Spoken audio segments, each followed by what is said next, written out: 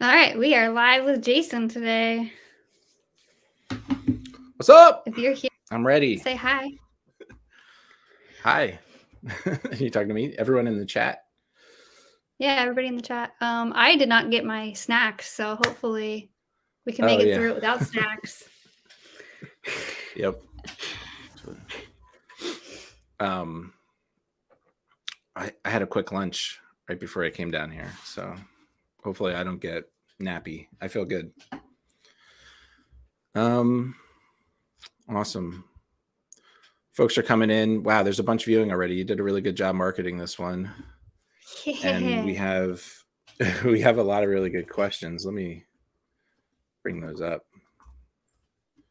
on my second screen here. I know that you'll also help me. Yeah, I have them pulled up too on my end.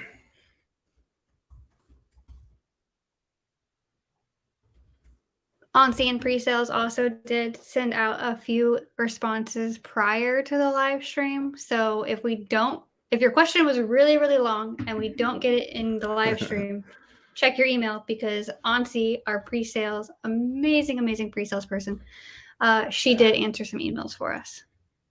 Yep, she is going to have answered it better than I could on the air. And there's a few questions. I'll go through them, and hopefully we always have support by the team. We'll be like, I know there's a blog post for that. I know there's a doc. We could talk through that. We'll get the team to help you.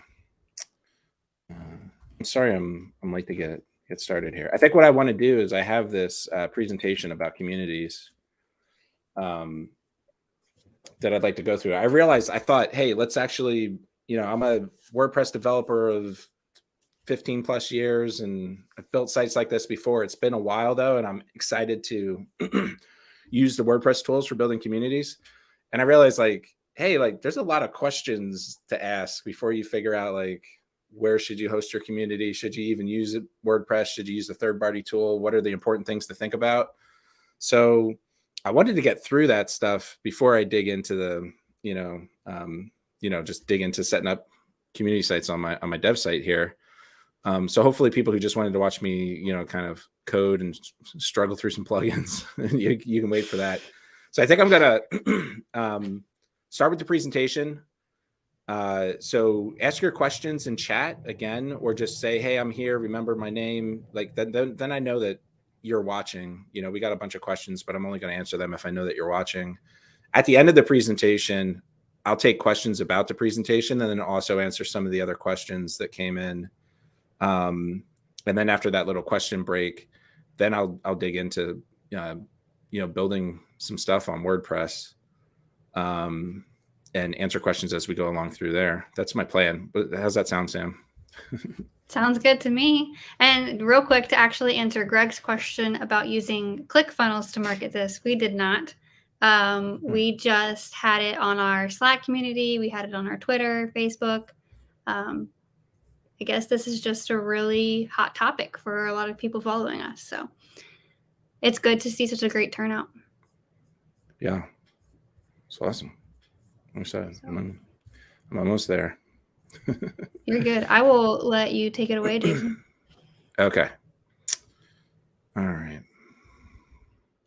Thanks, everyone. So again, make sure you say hi in the chat. We're going to record this. Probably this first section will get posted.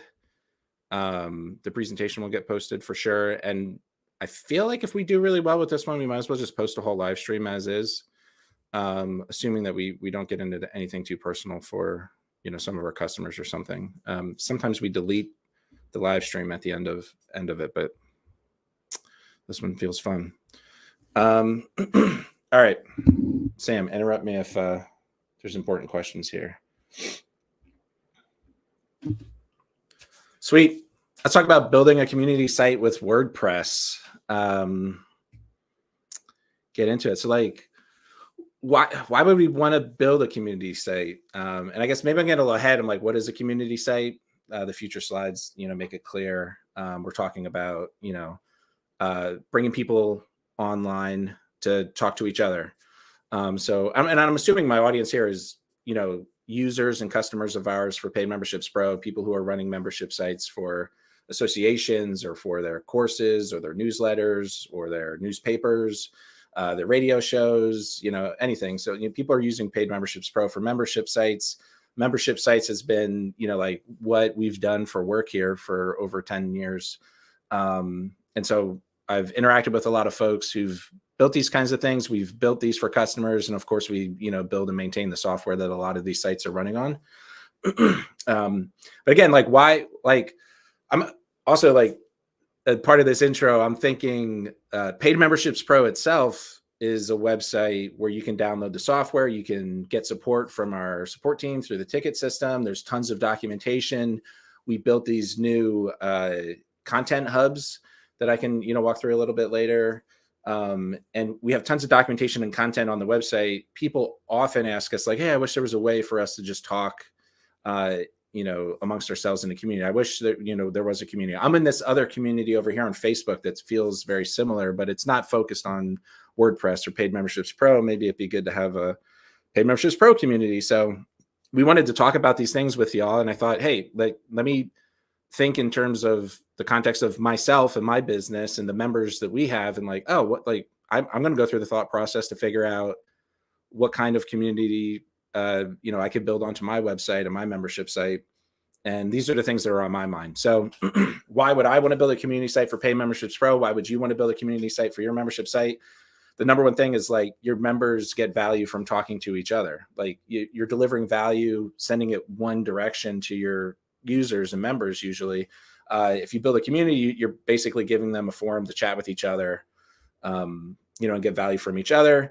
It also gives them easier access to you. Even if you say your email is there, or there's a ticket system like we have, showing up every day and chatting in real time in a system, gives your members access to you. And it feels good. A lot of sites revolve around a personality or a group, and they're really buying access to you. So a community is one way to give them that. And then you get easy access to your members. That's one of the reasons we do this open office hour. So we kind of educating and talking about stuff that's on your mind. But we know that hey, every other Thursday, it's on the schedule that we're communicating with our users in a live format. And if we had a really big announcement that we wanted to make, or there was something important to talk about, it's already there. If we had a community where we're interacting every day, that's even easier for us.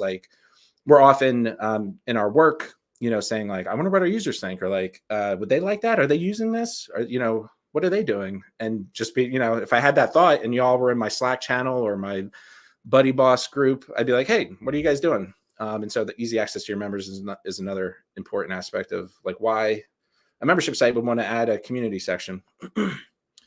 So some things here. Let me get water. I'm 40 years old. My voice is not supposed to crack. Okay, so some things here. The ideal community solution is where your members already are, mobile friendly, active, and engaging. And for these three reasons, I think one of the most popular solutions, we'll get into some differences between the solutions, but one of the most popular solutions for community sites was Facebook. It's somewhere between 1 and 3 billion people use Facebook. And that's crazy considering there's only, 7 or 8 billion people on the planet. So most people are there.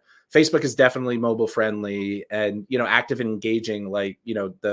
That part of that is on the groups on Facebook themselves, staying active, but the software, we all know, is, engineered by PhDs in psychology to get your attention and get you back into the app. So, Facebook ticks these three boxes, but there's downsides to Facebook too that we'll get into. But when I was thinking about this in terms of WordPress solutions, I'm what I really want is, a site that's like Facebook, has all these features, but is on WordPress, let me get back to my slides here.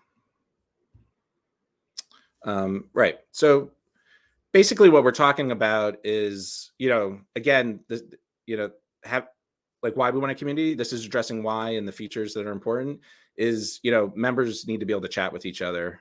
members need to be able to chat with you, and you need to be able to chat with your members. Like, the chat interface is the most important part of this community. Like, I'm thinking about software and platforms and systems and all this stuff. But when it comes down to it, I think like the feature of writing text online and transacting back and forth, hopefully with a good mobile interface, is kind of what we're looking for software wise.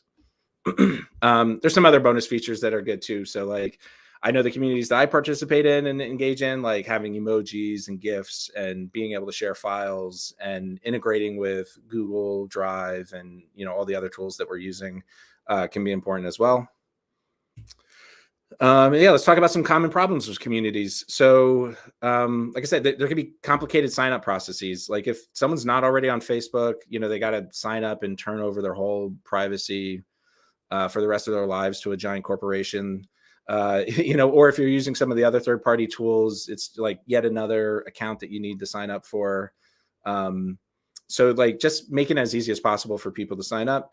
And then other problems are like, it's a ghost town. If the community isn't engaging, if there aren't people showing up day to day, both on your team and your members, you know, the conversation, you know, slows down and people stop engaging. So poor engagement, but there's also wrong engagement. And this is why it's important to have good rules and have good focus and have actual goals for what your community is. You know, I said, hey, like you want your members to talk to each other. That's the simplification of it. It's like, who are your members? What are they thinking about? What are they actually talking about? How can we focus the engagement? There's kind of a joke on the internet that every successful site becomes a dating app. And I think if you run a membership that's like an association or a business or something like that, you know, your community is not just a place for people to, you know, find each other romantically, right? So you don't want that kind of engagement. You don't want people getting in arguments. You don't want people misconstruing things. Another really big piece of this that I found in particular for the communities we've tried in the past around Paid Memberships Pro is that every forum is a support forum. So when we in the past had like, you know, we have the support forum here, but then here's the community forum, the chat. Over half the communication in the community forum was about stuff that's broken. How do I do this? Things of that nature. And we would just, hey, you should go to the other forum, they ask that. You should go to the other forum, they ask that. Or when we participate in Facebook groups, they're like, Jason, I got your attention. Like, here's a bug. And it's like, hey, actually, like we fixed the bugs over on the support ticket system, stuff like that. You know, so I think for me, like when I'm thinking about setting up a community for Paid Memberships Pro, if I do, it's like, you know, it's crazy frustrating to constantly just be reminding people like, hey, this is for, you know, the support's over here. This is not for support. I think we need to like embrace it and be like, hey, if you feel like this is the place to get support, we need to be ready to like offer you as much support as we can in the context and push you to the right place when it's appropriate. Or probably better yet, you know, if we're proactively seeding the engagement and the communication on the community platform, you know, we're going to push the use of that platform in the direction that we want. So you need to come with a plan. So that all said, like thinking about third-party solutions, these are non-WordPress solutions that people use for their community sites. We have Facebook, right? I said that's like really the big one that people liked. But like I said, there's problems with Facebook. I joke kind of about how, you know, the privacy is an issue there. And I think more and more people are worried about the privacy concerns with using like a you know, a big platform like Facebook. And people don't necessarily want to talk about work or their hobbies in the same space where, you know, people are arguing about politics. And so I feel like I'm hearing, but at the same time, you know, I follow Facebook as a business and I see their user count is going higher. Their user count in the US is kind of topped out. They're growing overseas. But there definitely is a wave of people who are like, I'm tired of Facebook. I deleted my Facebook account. I don't want to go to Facebook. I don't have it on my phone. And if your community is on Facebook, you know, it's going to be, you know, challenging. A lot of people, like your members, don't want to sign up for an evil corporation to use your community. What are you going to do? There's other, you know, complications with Facebook. It's not terribly easy to integrate with technically. There may be solutions out there. We've avoided it for a while, building like when I become a member on PMPro, I automatically get added to a Facebook group. As far as I know, that's not really possible. even if it was, Facebook has kind of a history of changing their APIs overnight because they're moving in a different direction. So these big companies are kind of hard to integrate with technically as well. Discord is really popular, and so is Slack, and these are kind of very similar solutions. They have really good chat, real-time interfaces. They have emojis, they have GIFs, they have integration with just about everything. It's great mobile interfaces. I feel like the communities that I participate in tend to lean towards like these two platforms, and one of the reasons is that it's on my phone. It bugs me. Actually, yesterday I was hanging out with my son, and I got a Slack notification for work. There was like a very back and forth thread. And I was like, mute. And then I kept getting the notifications. And then I went into my phone notification settings and I said, like, don't notify me about this. And then I was still getting notifications. So I deleted Slack from my phone. And then when I was done with my son, a couple hours later, I reinstalled it. So that's like my struggle as an Android user, maybe, but it's kind of like, hey, the Slack notifications are so good that sometimes you can't even turn them off. And that, I mean, it can be annoying, like I just said, but it also drives engagement, which is what you want. And if you're staying on top of, notifications, we love and hate them. Like they're annoying when we don't want them. But if there's news or updates or people having a great conversation that I want to be involved in, getting a notification so I can get to it immediately helps the engagement. In the old web form days that were slower, it's like there's like a day in between. The conversation is much slower. Things are much faster now. So yeah, Discord and Slack, they have really good integrations. There's integrations for PMPro. I think the Discord one is a little better because you really have to use a paid Slack to use some of the features of the Slack integration for integrating with paid memberships pro. Circle is another really popular online community solution that maybe has too many features. I'm not super familiar with it. If people have comments or questions about that, share. But it's kind of not a giant corporation, but it's in my mind, it's not as singularly focused as like Discord and Slack are currently, and it kind of competes with WordPress more directly. But I've seen a lot of people use Circle as a third-party solution. And all these third-party solutions, though, they have the same kind of problem, is that they are, somewhere else. So I back on an earlier slide, I said like one of the most important things about your community is you want to go where your customers are. And like I said, Facebook used to be it, but now, there's kind of like a distaste for Facebook. Not everyone is there. And you're like, oh, but I could use Discord or Slack. Like Discord skews young. And so like, if you have an older audience, like, or audience in the middle, like there's not so many people comfortable with Discord. Slack skews older. If you have a younger audience, they're like, what is Slack? Circle is like this new app. And again, and so if you think about going where your audience is, if you're running a WordPress site with memberships, people already have to come to your site to get your content, to check out, to pay you, to register, to interact with your stuff on your website. So likely they already have an account for your website. So they're already in. That's like greasing the wheel. So that's why I'm thinking, hey, I think WordPress solutions for community sites are going to come back in vogue because people are kind of tired of some of these other solutions. And I think they're more willing than ever to sign up for like a private community that's smaller, because on the bigger platforms like Facebook and Twitter, there's noise. They don't want the politics bleeding in. When I'm talking about business stuff in some of the business communities that I'm in, I don't want like the peanut gallery of every random person on Twitter who just, is maybe or maybe not a real person kind of chiming in on our conversation. And the tools to kind of focus aren't great on those bigger social networks. And in the past, it was kind of like, hey, everyone's on, this social networks.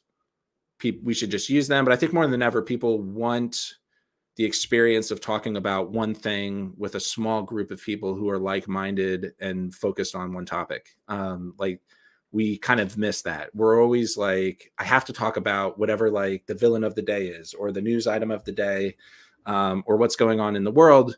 When you're on like the bigger social media platforms, when I'm in a community, I can, keep that out and I can focus on, the things that interest me more. So if you all here are building communities and building things with WordPress, I feel like now and over the next few years, this is like a really good opportunity to do so, because there's demand for it. And so there's demand, but the other, concerns about community sites, there's like the tooling, like what do we have and we'll get in a little bit like, kind of how do we have to think about the processes and the, the things you have to do. And this is really high level. I'll keep going, but like there's tons of really good content we'll hope to kind of process and share through our newsletter. Impromptu ad to like, if you haven't, join our newsletter by becoming a free user at paidmembershipspro.com, or someone will drop a link for you.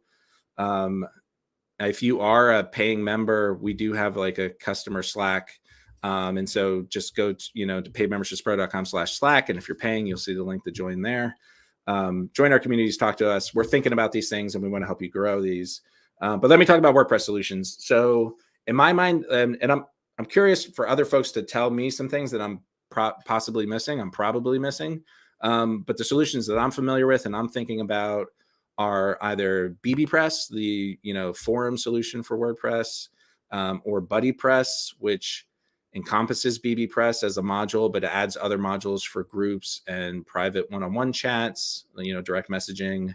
It has an activity stream and perhaps like a better interface for chatting in real time. And then there's BuddyBoss, which started as a BuddyPress theme, but now is an official fork of BuddyPress, and has a lot of similar functionality, but they really have a team behind BuddyBoss that's trying to make it like an all-in-one solution that has better UX and UI, has better mobile integration, has better integration with other third-party tools on WordPress.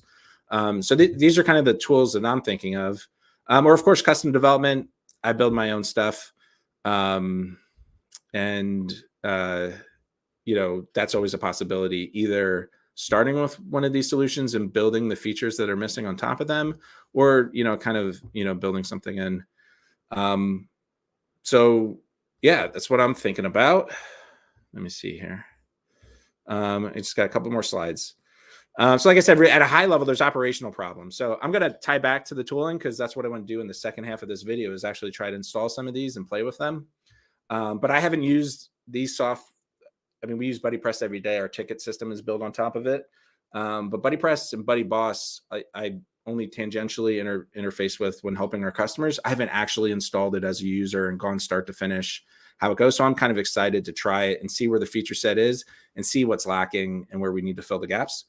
But again, operationally, some other problems you want to think about with your community site, that maybe I can share a couple tips with based on my conversations with our customers who are building successful community sites.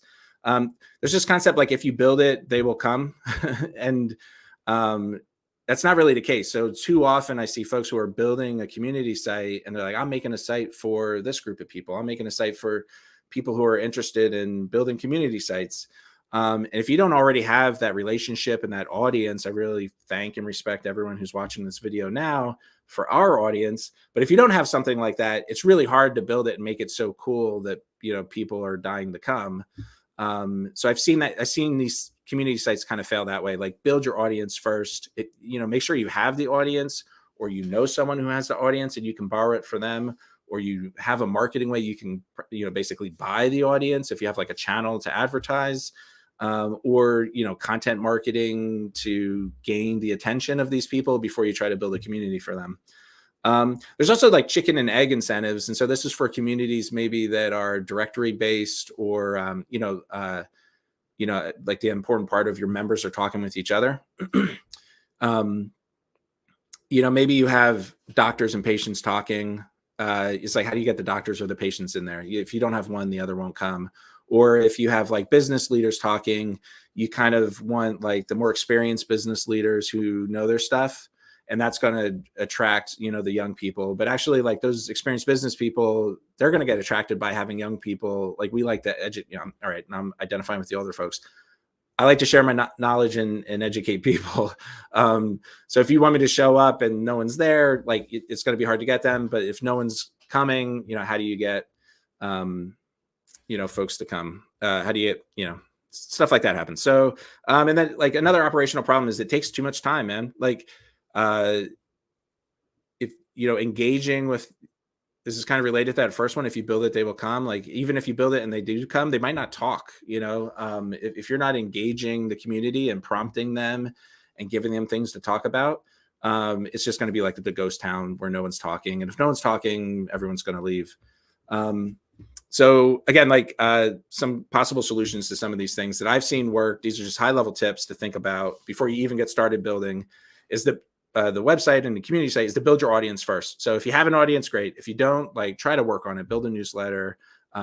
Build your content on your blog. Like I said, buy an audience if you can find it, or like actually like go if you feel there's an audience you want to build for. Like, you don't have to build it from scratch. You can find someone who already has it and kind of build the community for them, right? Like maybe there's a YouTube channel that has 100,000 subscribers and they talk to your audience. Like, try to get in touch with that YouTube channel, the people running it, and say, hey, can we, do a joint venture? Can I advertise on your channel? If I build this, do you think try to find the audience before you build. Free trials I've seen work. So if you kind of have access to the audience, it's like, but you're charging $20 or $100 or $1,000 a month for your community.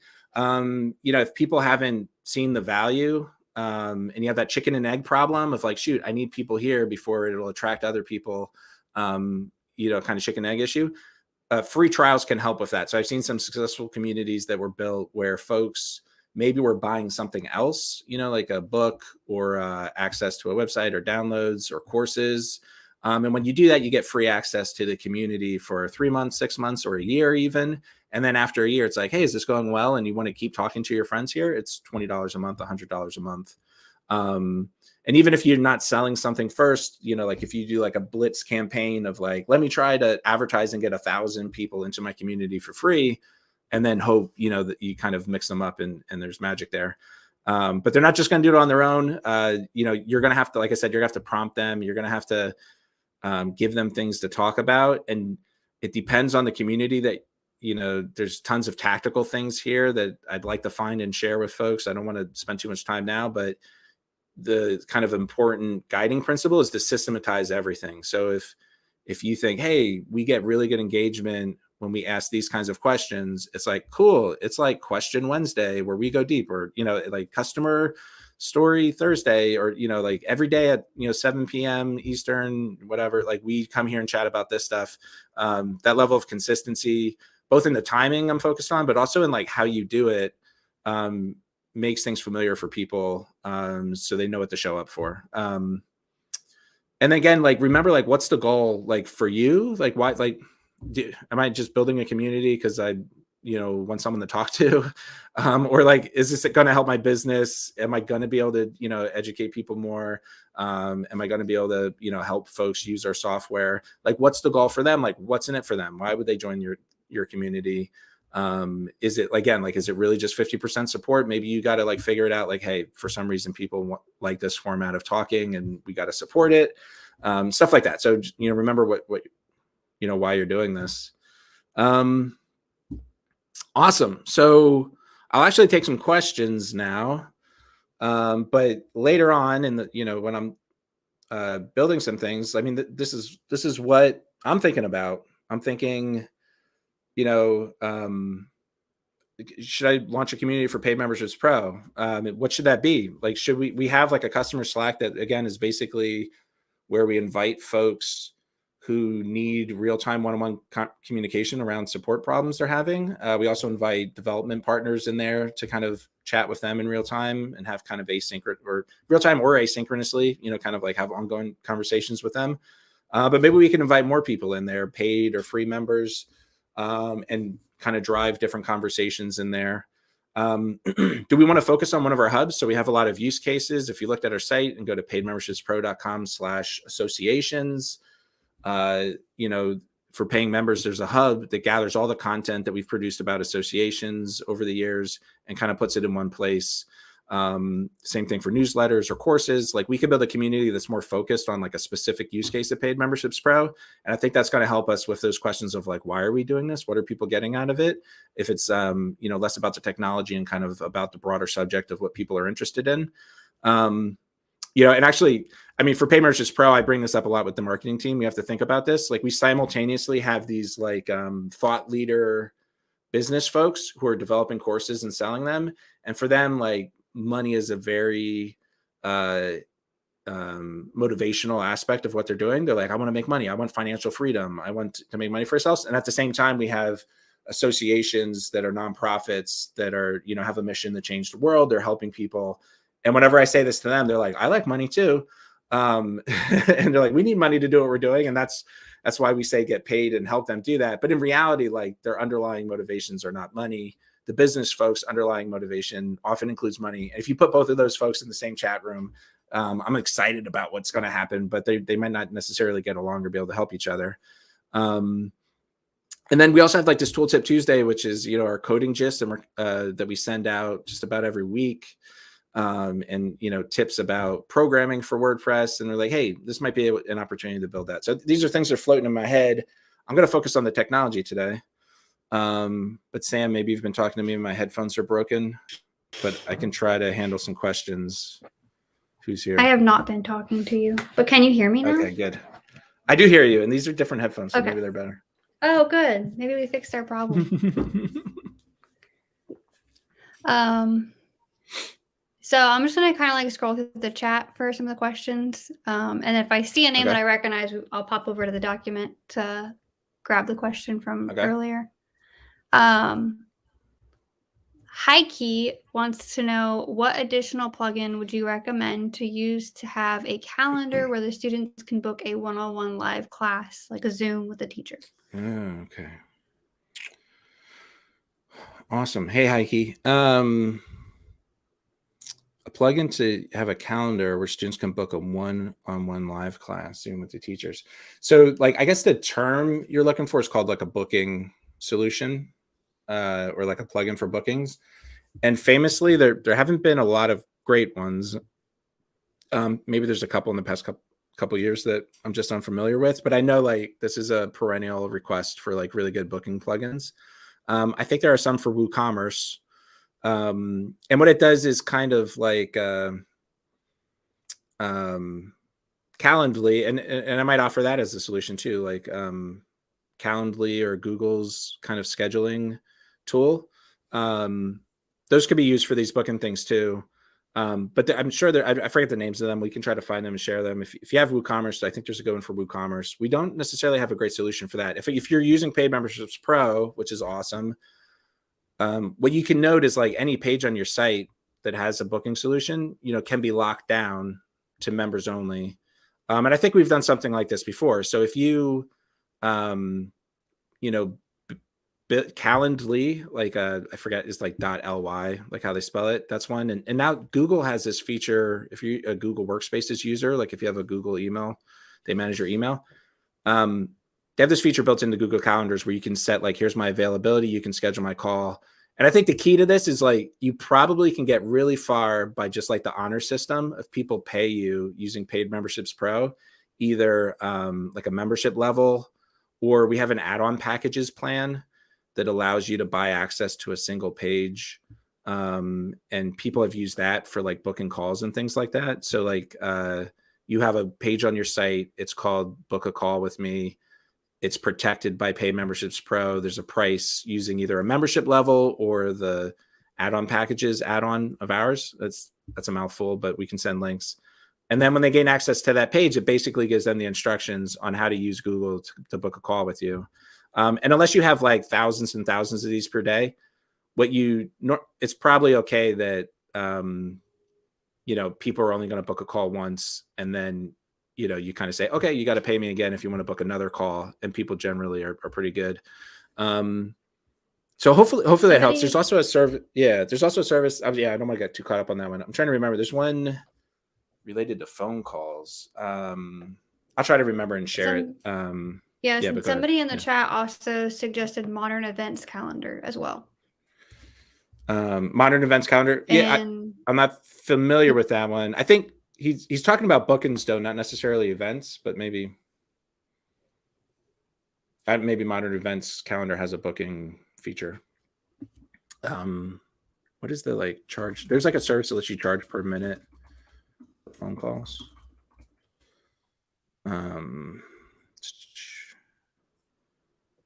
I'll find it and share it with you. I have friends who use this, and it's pretty good. And then what you would do is just like put that link on your website, basically. I'll find that and share that if it doesn't pop into my head. This is not a question, but I know you'd find it interesting. Oh, okay.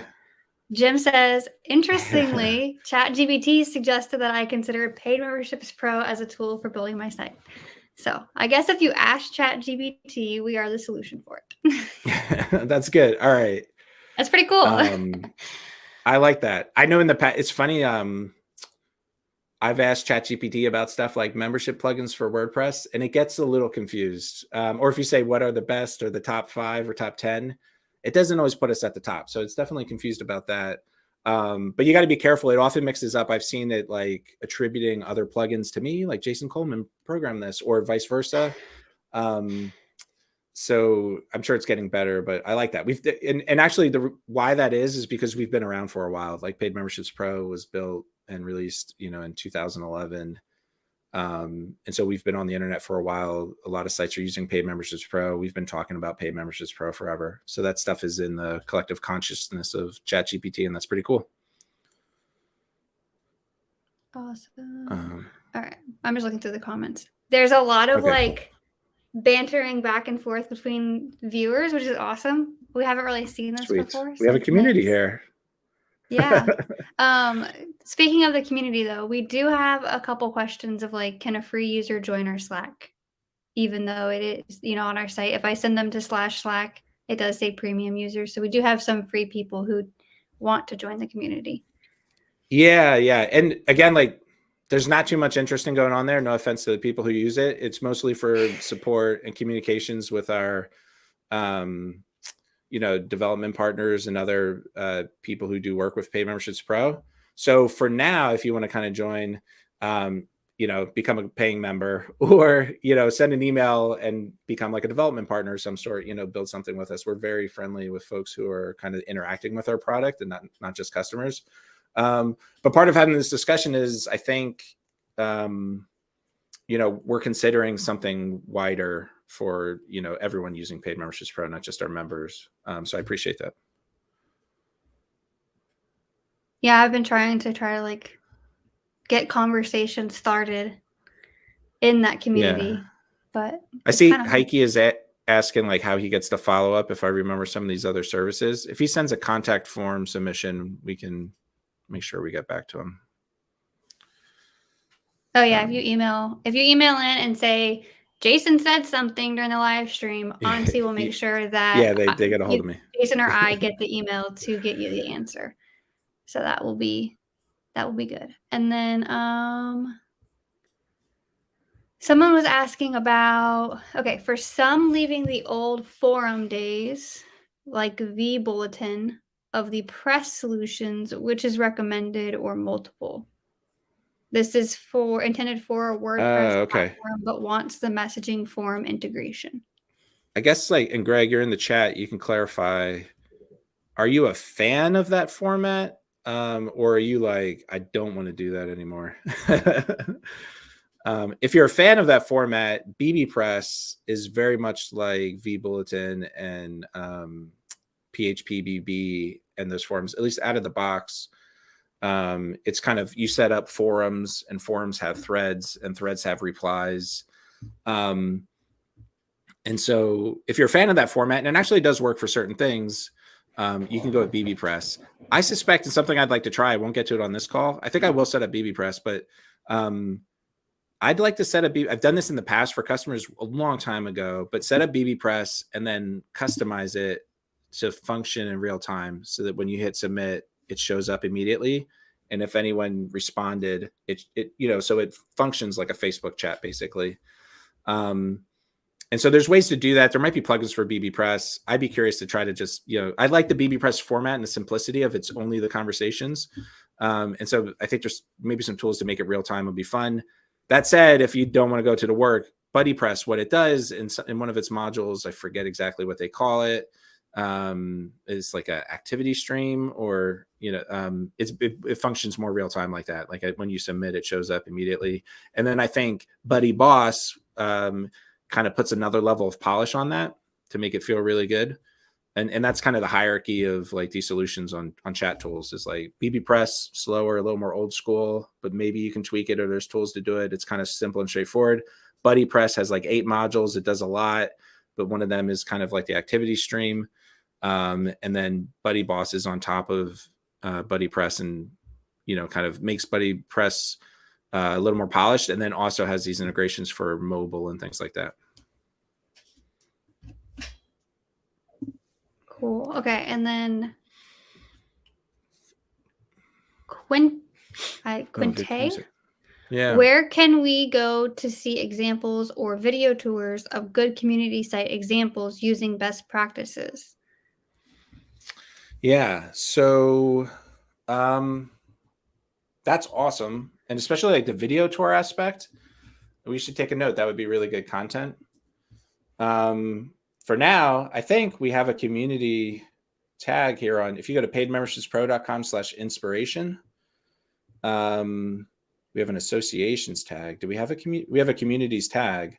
So if you click on this communities tag, we don't advertise this too much. There's 5 here, but someone on our team thought these 5 sites had really good community aspects. And so you could take a look, but there's also a good chance you're only like going to be able to view like the outside parts of those websites, and unless you happen to live in Dasgrow or own a Tesla. So maybe I think what you want is like a tour of the back end. I feel like that's an idea for content for us, and we should be on the lookout for that. If anyone else knows about that kind of stuff, let us know. I'm trying to think offhand. We'll try to like reach out on Twitter and ask I bet there's people in our orbit. So here's another ad: follow the PMPro plugin Twitter account, and you'll see our call for friends of us to point out really good community sites, especially like back-end walkthroughs. And then, you'll catch that note. I don't have that offhand, but I like that question. At PMPro plugin is the Twitter. Awesome. All right. I think that pretty much clears up the questions in the chat. Okay, cool. Yeah. Are there some people who are here who submitted questions before still, or let me see. I see a question about events from Dave. Yeah. Okay. Directory search widgets from Jim. Membership sign up pages. How do we do those? Is Ash on? We have a really good blog post on that, by the way, like on how to build like a pricing page. I'm pretty sure we have one of those. And then someone else asked about dashboards, and we have a post for sure about like how to customize your dashboard. So cool. If these people aren't in, I'm sure you filtered them. We can kind of move forward. I'm still looking for that. I don't know why I can't think of that site. I'm not going to get it. It doesn't where you can charge. I'm gonna stop looking. I'm amazed it can't come up. Maybe they went out of business or something. There's a site I gotta find and share it. But basically, you set up an account, and it creates a page for you. People have to pay to call you, and it keeps track of how long they're on the phone with you, and then they take like a 20% cut. It's pretty awesome, and a lot of people use that as a way to just cool. So I have one more question for you. Yeah. Okay. Great. Good. This one's it's going to be interesting to hear your answer on it, because I don't think we've ever actually talked about it, but are there any WordPress plugins you'd stay away from? Oh, what are we trying to start fights? Wow, I guess we're not ones to bash other plugins and companies and products. I mean, I'd have to think, are there ones that I actually stay away from? There's so many plugins that if you gave me like a category, I'd think, but I mean, I don't know. More specifically, any ones that you should avoid because of known issues, like with Paid Memberships Pro? Oh, yeah, or like ones that don't work well with Paid Memberships Pro? Huh. All right, yeah, you guys put me on the spot here. Man, I told you it'd be interesting to hear your response. I'm like an optimist. Like every plugin has its space, and I'm thinking of like general advice of, a lot of times you don't need a plugin. So sometimes it's kind of like, I'm looking for a plugin to do X. And man, a lot of like, if you really think about what you're trying to do, like, and ask yourself seriously, like, do we have to do this? Is there another way? So like actually a couple of these questions earlier were like bookings, and it's like, oh, don't use a plugin. There's really good third-party SaaS, and just put a link on your website that goes over there. Like it's, the plugin is, and maybe that's the reason like these bookings plugins, and I'm sure there's one that's like doing millions of dollars, and but it took a while for them to come to be, is that the third-party solutions are better.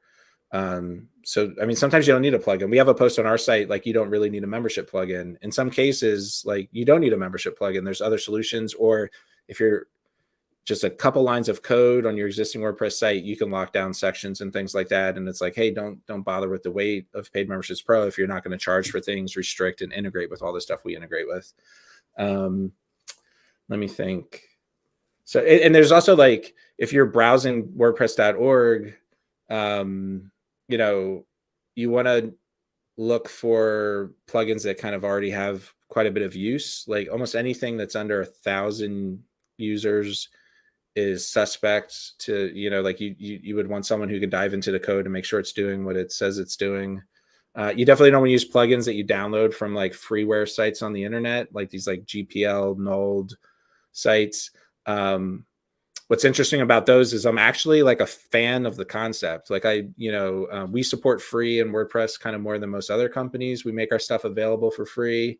And I feel that's kind of important. I don't put down other companies that, which is almost every other company, like, like puts their code behind the paywall, and it doesn't embrace GPL like we do, but I do. And I saw like Linux, as an operating system, open source and available, and there's a bunch of different versions, and there's, people maybe don't want to pay for it, and they want like a legitimate way to get it for free.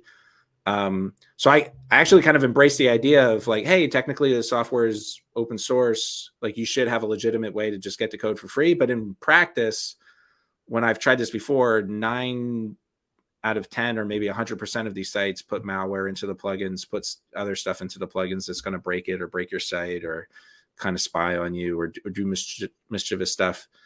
And that's one of the reasons too why we make our code available for free, so you don't have to do that. You can just get it for free from GitHub instead of entangling with those. That was like a really bad answer to that. I think maybe he wanted something juicy if we think of it, but I mean, it's like try them out. Like a lot of these plugins like work for your use case. I'm very rarely is there like a terrible. There's always like one better than another. I would pick, this form plugin over this other one most of the time, or this, CPT plugin over this other CPT plugin, but they all have their uses. Okay, so more questions or sure? Yeah, we have a couple more questions. It's good. We will get to building a community site, I promise. Yeah, I'm ready to keep going, but I mean, I'm ready for questions too. Like I'll be here for a while. I don't have my snack. I was about to say I have my snack, but I don't. No snacks. Jim is asking, do you recommend building your site from scratch on native WordPress with blocks or with a development platform plugin? Wow. Okay. Building your site from scratch on native WordPress with blocks or a development platform. Do I recommend? So I recommend doing what you're comfortable with. So if you've been in WordPress for a while, don't feel the need to switch to a different tool to get stuff done. You can explore it and kind of gradually switch over. The block editor, when it came out, we had a lot of, stuff using classic WordPress editor. And we build it, we have, I think we still do have plenty of posts on. Yeah. There's a post today that I clicked convert the blocks on for the first time in 3 years. So, if you have Jason Coleman who can code and design anything you want, custom code it, do what's comfortable. It took us a while to kind of adopt the block editors, like what we do now by default. You're a WordPress newbie. So, Jim said, so I was like, yeah, if you're comfortable with something, don't feel the need to change. A WordPress newbie. I think I would try to use the block editor out of the box. As someone who started in WordPress with the blocks, yes, I would recommend starting with the blocks. Yeah. That's how I learned. I appreciate your input on this because I'm out of touch a little bit. Like it's hard for me. I'm both like, I know how to do this at a low level. I also like don't do it. Like I pay people to build websites for me now, and I'm like, I don't know. I get like, well, you're gonna watch me like install plugins. But yeah, so yeah, I would try to get as far as you can with WordPress and the block editor. I would try a really good free classic theme right now. I do feel like the quote unquote full site editing themes, even though some of them are really great and like we're involved with one, like they feel like they're not necessarily ready for prime time, and in my opinion are more confusing than they are helpful. But that's my guess. I don't really know. Like, Well, if you're a that was newbie, you might something want to try that it. Yeah. that was something at WordCamp Buffalo that we were talking about. Is that when you're like first starting out full site editing, it's a whole different ballgame, and it could be complicated. And so, just stick to something a little bit simpler. Yeah, like I think the idea behind full site editing is you have you browse the front end of your website and you just like double click on the thing you want to change and you can change it right there and you see it in real time. I feel in practice when I've used it, and I suspect other folks, like it kind of almost gets there, and I feel like the expectation that your site looks exactly like you want it is kind of more frustrating than when it works. It's awesome. When it doesn't, it's really frustrating. So the paradigm of edit the page, you go into the editor, it kind of looks like what you want. You edit it with the block editor and you click save. It feels really good. Elementor is awesome. I think whenever we do surveys, Elementor has more users than the block editor, basically. So I've only worked with it tangentially, but it's pretty popular. I think it's also important, I guess, how you want to use it, Jim. So like if you care about the layout and you're like, man, it has to be 3 columns and I want to space it. And like, actually the third column's a little bigger because I want to put something else in there. I want to switch the icons. I want to switch the colors and the fonts and really dig into it. I think like lean towards a block editor, lean towards Elementor, maybe even lean towards a full site editing theme. And if you're a total newbie, these concepts maybe are just confusing and you have to do more research. But if you're like, I just want to do my work, like I want to write and post, I want to focus on, managing my members when they check out and pay me money, look towards a quote unquote classic theme, and the block editor gets pretty much everything you want. But yeah, for now, like all of the plugin companies and solution companies, we're all like straddling like basically 3+ solutions of building websites, and we support all of them. Greg says, I don't want to code. And I don't blame you, Greg. I don't want to code either.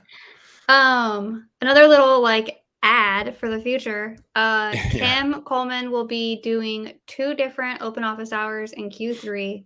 I cannot remember the dates right now, but one will be on designing your membership site with Elementor, and then another one will be designing your membership site with Cadence. So I know people in the comments are talking about both of those. We will have open office hours on both of those come Q3. So I think it's like over the summer sometime. Sweet. And then I think the rest is banter, except for Marcus has one question about AI. Any plans to incorporate AI into Paid Memberships Pro? What kind of things might be beneficial for communities beyond generative content? Super cool. I love that question. I'm really into the AI stuff. Like I'm just reading it, consuming it on all levels, like building things. And I'm optimistic about it and really excited. I think, I don't know how Paid Memberships Pro is going to use it. It's funny is I have more thoughts about communities in general than PMPro. We're really like experimenting with it for now. I think in the course building space, it could be a really good tool to help you get over like your writer's block to ghost write with you content. So like, and especially I think like course content, like there's a human service. I wish I could give them a shout out. They're probably still around. I forget what they're called, but they basically like you give them $10,000 and then they interview you for 8 hours and then they write your book for you. And then you get to be like a published author, and like maybe it's a good book and it sells, or maybe it's just a calling card, but like it's a service where like, a human being interviews you and then professional writers write your book. that I feels need like the kind of someone to thing. do that for me. Yeah, it's like, hey, like everyone has a story in a book, but it's actually not so easy to get the words out and get it into the format. And not everyone is like a trained teacher, trained educator. And the AI is, because it's trained on the internet of trained educators, and it knows like the right way to phrase and present things. So I think like these ghostwriting tools are really cool. You talked about like that's kind of generative content, which you told me to avoid, but I think tools around helping people build content are cool. Yeah, there's also, so another thing is what we're thinking about is perhaps like agents, AI agents that kind of monitor the activity on your website, and then either offer helpful advice to like your users, or even more importantly, like the owners of the site. So you could imagine like an army of marketing teams, like an army of Sams who don't have to sleep or eat. And they're just, and also kind of like understand like, they can sit. So like an example of this anyways, like every time someone does a search on our website, we get search results and they click on a link and go somewhere. I don't want Sam to sit all day and just watch the search results. Like if she did, it would be like crazy helpful. Would you like, yeah, because you'd be like, wait, why are you searching that way? You used to search, like if Sam just interrupted everyone who searched and got on a phone call with them and said, what are you looking for? And then was like, oh, you want this, they would help you build a better search. So I feel like there's really good use for AI to get involved in like the search process within a site. Definitely Bing is talking about like searching the whole internet that way. And the way I imagine is if you search for something, the AI can watch that and be like, oh, they searched for this, and take a guess, like, was the results good? Like, did it answer the search? Like, that's the kind of like analysis that like the AI can do now. And then they could recommend like, hey, like a few people, we do this like by hand, but like very slowly and ad hoc over time. But it's like, man, a lot of people are asking about walkthroughs of community site videos, but I never get to give it to them because we don't have search results. You should probably write a blog post about this. And by the way, here's an outline, and here's like what I know about the person who was searching. And then they could bubble that up to our marketing team, and we're like, ooh, here's something we need to build. And then in other ways, like the agents can kind of like tweak searches and be like, ooh, you're asking about a way to charge for access to your phone call, and it'd be like, oh, you mean booking plugins? Here's our post on booking solutions. It's kind of smarter about like helping people find what they're looking for. So both like, I think helping people find stuff on your site, and then also like helping to watch the like myriad telemetry of people using your website, and then have like an intelligence above it to be like, oh, this is actually useful. You should know about this, and write content about this, or do this, or realize that like your checkout is broken, for this use case, or tons of people are doing this. Okay, community sites. So another interesting thing maybe to hear. So I talked about how, like these communities you build can be a ghost town, and you really have to prompt people to show up every day. And what I often say to folks is like, make sure it's like you, or like hire someone to work with you in the beginning, and then they take over. Like they have to go every day and live on that community like it's their job, because it is. Like pretend that you have another job you hate and all you're doing is like browsing Reddit or Facebook all day, but do that like on your own community site, and like be constantly like, replying to people to motivate them, like, hey, thank you for sharing, that's really excellent, or like, hey, have you thought about this, or like, anyone else thought about that, or let me introduce you to this other community member. If you really like, what would be cool actually is to find these really good communities and like spectate in there and see what the leaders are doing. Like, why is that a good community? And I think if you write these down, and that's what I'm saying, like systematize it, and maybe it's just my like computer left brain of thinking, but you'd be like, oh, like that's an encouragement. Oh, that's an introduction. Oh, that's like a discussion topic. Oh, that's like, organizing like a group session.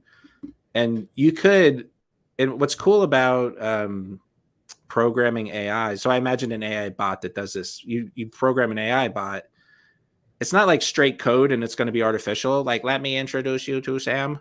It's when you program these AI, it's like talking to them, and you just say, hey, every day I want you to post at least 5 times, reply to people, you should make sure that you do this. These are the things I do to encourage community. Like I make introductions, I select topics, I reply this back.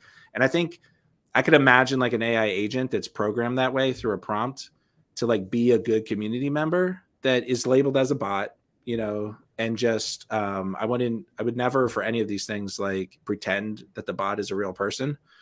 But labeled as a bot and is like, hey, I'm the bot that like help, you know, engage communication. If it's only the bot talking, I think that's a really boring community. But I suspect if you had one of these in there, it could kind of like help juice the conversation. So I feel like these chatbots, they'll probably get developed for like Discord and stuff. And some of the rules around them will become tools that would be fun to plug in. And people are going to overshoot and build kind of like really crazy things that no one wants. And, you know, So stuff that what doesn't I'm work. hearing, I'm hearing is you're going to bot Nugget. Yeah. Yeah. Oh my God, Nugget would be perfect. She would just float around, laying eggs. Or I have a new job as Golden Nugget, nuggets. being in the community 5 times a day. Yeah, and actually, like another version of this that isn't a bot is kind of, so if Sam's managing our community, you get notifications, and all it is the prompt, like someone said something, and then you have to think like, how do I reply? Or maybe I should find someone interested. Maybe I should just encourage them. Maybe I should answer. Maybe I should recommend the support. But you could imagine a bot that doesn't reply automatically, but just gives you 5 suggestions. Like, you know, when it's really funny when, you know, like everyone's text messaging app does this. When someone writes to you, it gives you like 3 options. Like, I got it. Yeah, hi, heart emoji, you know? So you could imagine like a more complicated version of that, so that when you're managing the community, it's kind of like, hey, do you just want to reply this or something like it? You know, and it kind of speeds up the engagement. Because that was one of the problems too, is this takes a lot of time for, even if it's not, you know, the sole owner of the business, like for anyone. Yeah, you want that now? Okay, we're working on it. And it's important to me, like we want to make sure, like if we launch some kind of community, that it's not a ghost town. We want to make sure that we have the team to handle it, and whether it's Sam and an army of bots or other humans, I think it'll be interesting. Or another solution is to have kind of people from the community who are engaged already, kind of be like these, like, you know, deputies, you know, kind of moderators, even like Twitch moderators, people with like escalated access, gather them together and be like, you're going to be my team. Here's the rules. That's why it's like systematized. Be like, don't just like come here and talk. It's like, hey, remember this is what the community is about. Here's how we encourage people. And I'm going to be watching, and Sam's going to kind of correct you. I don't know. It's probably scary. Like, I don't want to be your volunteer. I'm not a mean person. But yeah, I think a lot of tooling, like AI, it's funny. Like, I think it's important that like the bots get labeled as bots. It's like an ethical thing, and I did that joke as the robot talking.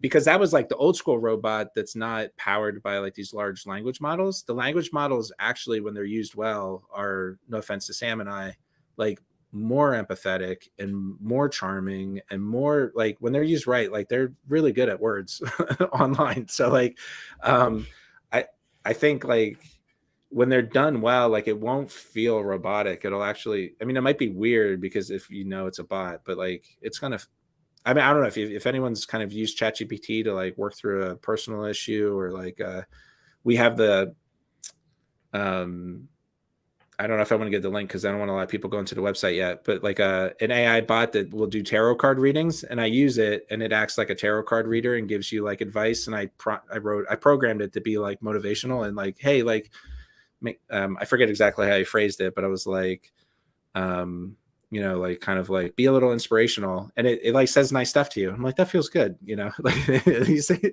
my human brain reacts. I programmed it. I know it's not real, and I'm like, oh, thank you. I needed to hear that today. You know, I can overcome my problems. That's funny. All right, you ready to start building? Yeah. Maybe I can. It's funny. I can do like a. Your screen stopped sharing for some reason. I don't know if you did that. You know what? Actually, hold on. I think I have like my screen saver on. and it goes on after like a couple minutes for some reason. So I want to.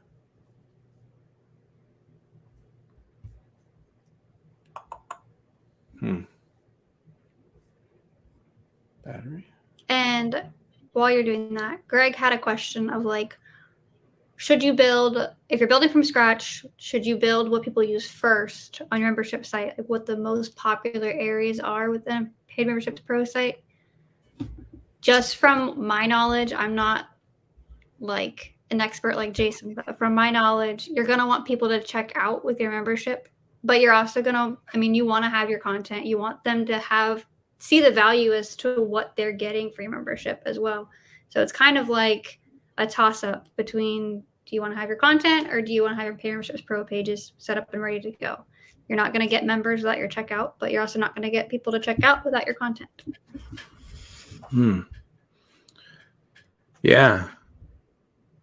It's a chicken and an egg problem. Totally. It's like the content, if you don't have any content, like usually putting a price tag on no content doesn't work unless people are paying for access to Greg Allman, already like offsite. So that's super good advice. Someone else I think said they weren't familiar with like our content hubs, and those are really good on our site, and they're kind of engineered to be like that first place you go to when you're building a membership site. So if you go to, I'll show you, is my screen share working? Yes, it is. Let me add it to the stream. There you go. Okay, cool. So Greg, you could tell us what kind of website you're building, actually how it falls. You see this big like circle here. Does it feel more like one of these kinds of sites? Let us know and we'll find, but we have these content hubs and we only have a few. We're trying to get them for everything, but we have them for courses and coaching, for associations, I believe, for paid newsletters. It's community, not one. Not yet. Yeah, Mandy's not yet. So our goal as we speak. our goal over time is to build one of these for like almost, each of these bullet points becomes a hub. And let me show you what a hub looks like. If I knew what kind of website you had, I could make it specific. But if you're an association, oh shoot, I gotta log in. Combo of blogging, courses, community, podcast, events, and videos. So association, when we write on the money for all of that, courses. Because our association hub kind of encompasses all of the things.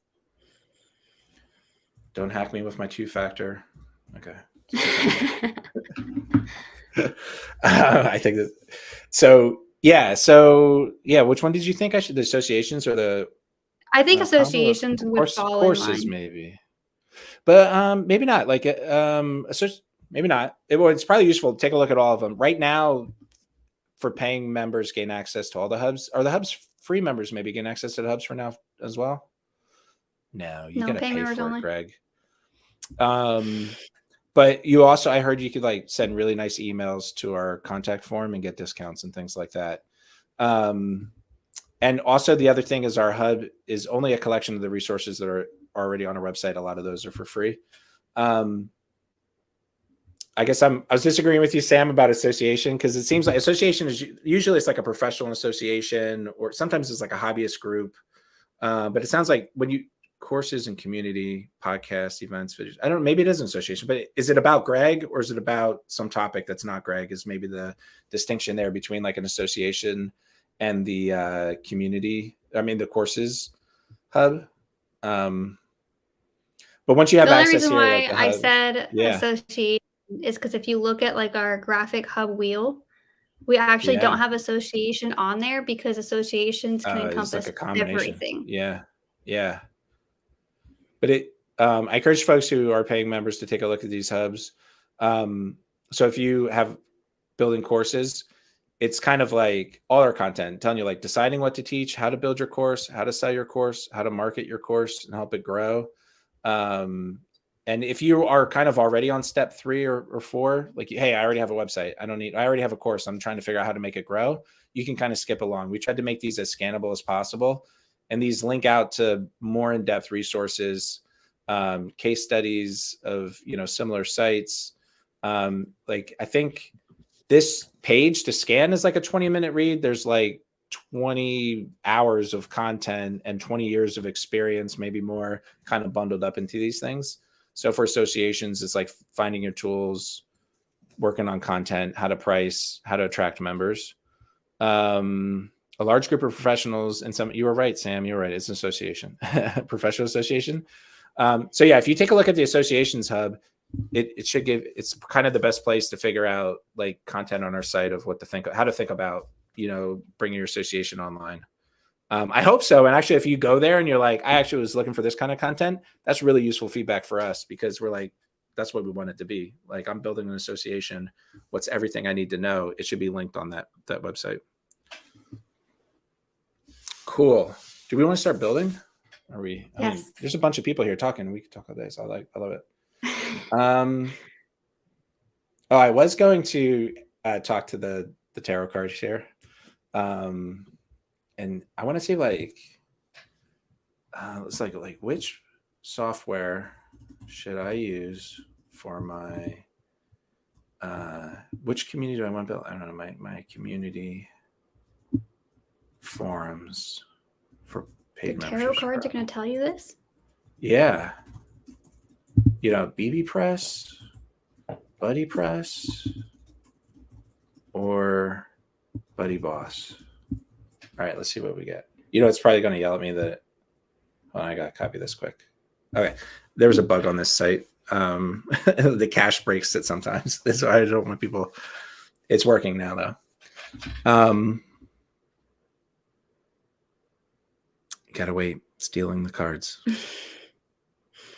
We're going to put, I gave her a name and I forget what it is. Amara Insight. We're going to put Amara Insight into Paid Memberships Pro.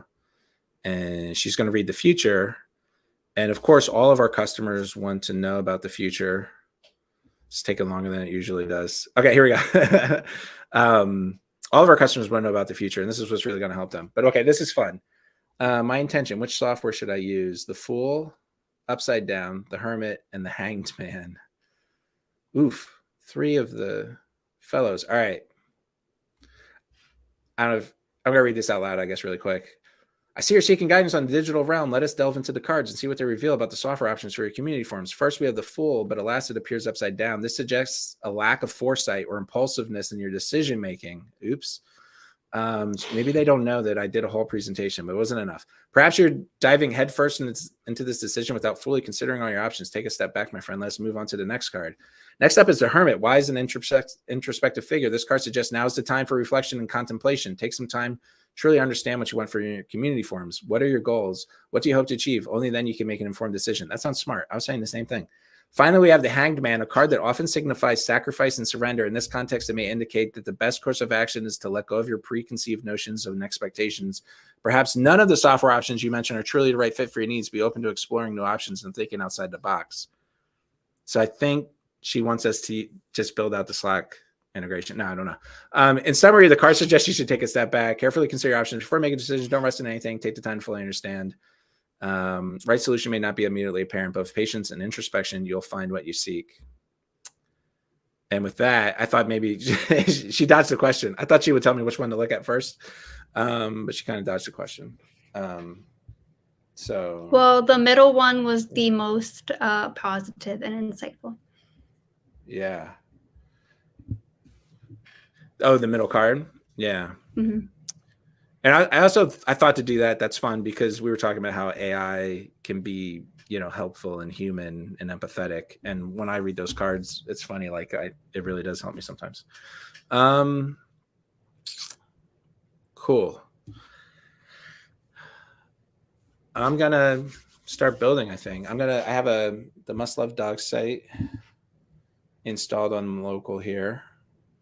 And I'll use this as a starting point. Now, what do we call it? Like PMPro. Cool. And let me make sure I logged into the live site, which I do sometimes. At some point you did log into the live site, so you need to get out because sometimes I'll update our site by accident. Although I might want to reference the hub. What am I going to do? Okay. So this is, you know, Must Love Dogs. I was joking with Kim earlier where I was like, man, it hurts my brain to like come up with like a like an excuse to be adding communities to the Must Love Dog site. You'd be like, oh, all the dog lovers are going to want to come talk to each other, which actually I guess is simple enough. And I think we do that, but it's funny. Sometimes like I keep slowing down whenever I think like, I'm like, oh, this isn't really my site. But it'll help us showcase the technology. So we had those 3 options. I mean, there's definitely options for offsite, Facebook, Slack, Discord. And kind of in reverse order, we have decent integrations for Discord. There are some integrations for Slack, but maybe you have to be paying for Slack. And I think we took out some of the tools we personally had for this paid Slack integration because there's so few people really using it. Although we pay for Slack now in our work account, but we don't pay for Slack for the community side. Like I think the pricing of Slack doesn't really work out to make sense paying for it for most community sites. Anyway, there's a really good Discord integration plugin. And then Facebook, as far as I know, like you can maybe use Zapier, but you might want like a manual process for adding and removing folks. But we're like, hey, let's look at the WordPress solutions. And we had bbPress, which is like a forum solution. We have BuddyPress, which is, adds a bunch of modules on top of forums, and then BuddyBoss, which, is like I said, like a layer on top of BuddyPress, a fork of it with some polish. And maybe I'll give myself like 15 minutes each to install and play with those. I'll focus on how you can integrate it with Paid Memberships Pro at each step. And I'll be going kind of, raw on these, and we'll see my kind of initial reaction of setting up bbPress for the first time and stuff like that. And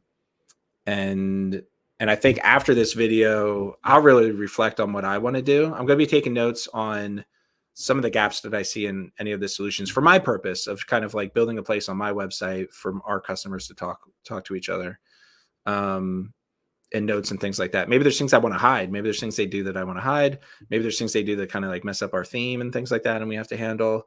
Maybe there's things they don't do, and like we could build like a better service for it. And I think this kind of like in terms of functionality and maybe like design, like bbPress to BuddyPress to BuddyBoss, like is getting bigger and better. So it'd be interesting at the end to see how that goes. All right, so this is the Must Love Dog site. If you go to paidmembershipspro.com and search for the demo site, there's a link to download like a zip file you can use with Flywheel Local, or you can extract some things from that zip file to get a site that looks like this. But this is basically Paid Memberships Pro.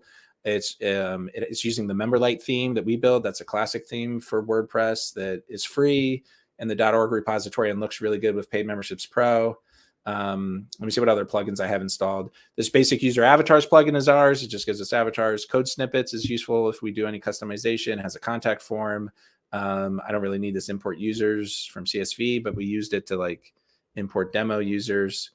A couple plugins for Memberlite, thumbnails plugin. I have this PayPal Express. We do a pricing page with advanced shortcode. I don't know. I don't know why I'm going through every single plugin. What I want to do is it's going slow to deactivate. But what I want to do is add bbPress. Through plugins right now, Jason, is there a initial like best order in downloading your plugins, or does it matter? Oh, like an order to download them? Like when you're setting up a new on site. a brand new site?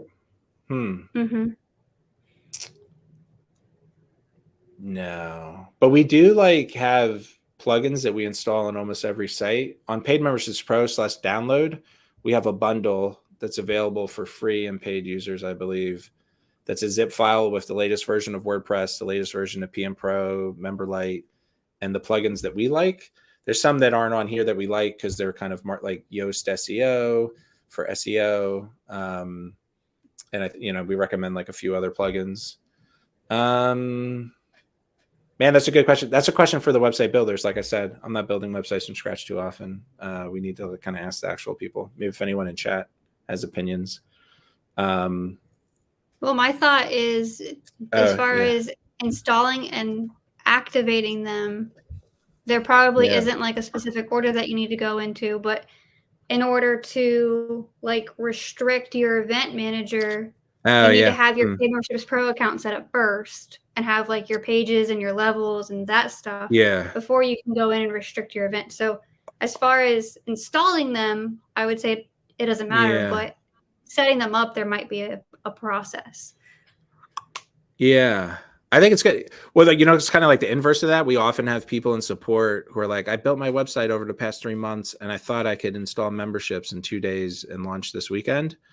And we're like, whoa, it's a little late to think about the business model for your website. Like, you should have been addressing these things earlier. Or when you're building, like, honestly, like Paid Memberships Pro, like the membership plugin is like one of the most complicated plugins on your site if you're running it, probably. And so maybe start with the complicated ones and kind of make sure it's working and you really want to use it and you have it right, before you kind of start using like the integrations and things like that. So it's good to, I don't know, that's tackle the hard stuff first, can help too. Yeah, that's a good point. If you have your membership level set up, like I have already membership levels in here when I demo, it's going to be easier to set up my forms. Sometimes I could see, it's kind of like get it working first and then figure out how to restrict it. But then you might get surprised that like Paid Memberships Pro doesn't do what you really need it to do. And you want to kind of switch to a different membership plugin or, whatever. That doesn't happen that often. Guild. Yeah, the Quilting Guild site that I've been working on for the past couple months, I did install Paid Memberships Pro, but then I kind of cleaned up the site a little bit because it was already established. So I like worked on cleaning it up before I started making my levels and my member pages and restricting content.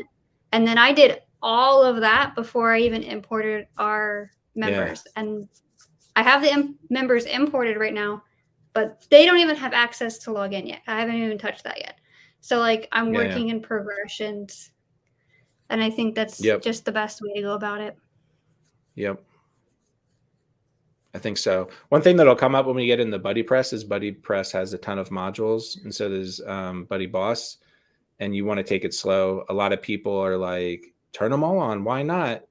And I find like if you're bringing a community online, like if you already have an audience, you can't introduce like 12 different things to them at once. It's like find the core feature and share that and kind of get people used to using it. And then it's like, hey, guess what? It's your birthday. Here's a new feature. It's kind of doing. And actually, for the demonstration I'm going to do, I'm going to focus on the core like communication channel of these plugins. They have tons of functionality, especially BuddyPress and BuddyBoss. But I want to only focus on like the feature of communicating with each other. So that's true of modules as well. Let me find bbPress. I think all of these plugins maybe are in the repository. Maybe BuddyBoss is a download. We'll see. bbPress. I'm going to install this now. And again, there might be alternatives. These are ones I'm familiar with. I kind of want to see how they're doing. I activated from that plugins page. And now if I restart, actually, it's funny. I know why this is the case. It doesn't always add the menus right away. It's actually really hard to like retroactively add the menus after you activate the plugin because the menu gets generated so early. And I feel like bbPress used to have like a redirect to a nice welcome screen, but I didn't get it. So I went to dashboard and now I know I'm going to set up my forums. So this isn't like the complete newbie tour. Like this isn't a good, like, how maybe a brand new person would set up a forum. I have some familiarity with this stuff. So I'm just going to dive in and go quickly like Jason would set up this stuff and we'll see how it goes. So I'm going to create a new forum. This is going to be my community. I know that this old bbPress like forum software, you can have multiple forums and each forum has threads inside of them. So it's like a way to group communication. And on like really established websites, they might have like a ton of them. And there's like the water cooler and they're, if you use Slack or Discord, maybe they're equivalent to channels. But another piece of advice that I've given before I think is good is start small with like one or very few forums and add new ones on as they become necessary, because you spread out the communication across too many forums. It's hard to, people don't find each other.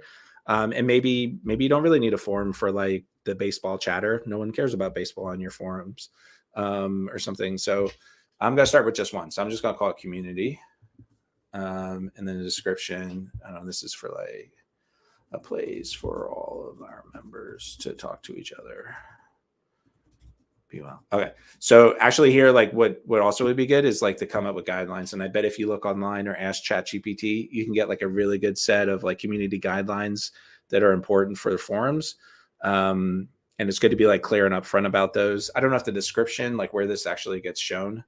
If the description is the best place, I won't get to it on this video, but it mentally, like, hey, like if people are coming to my forum for real, I need like the community guidelines up front and to tell people to be respectful of each other.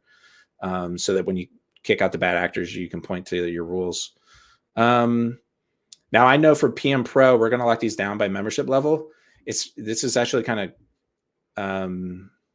it's a little confusing. There's this status and visibility.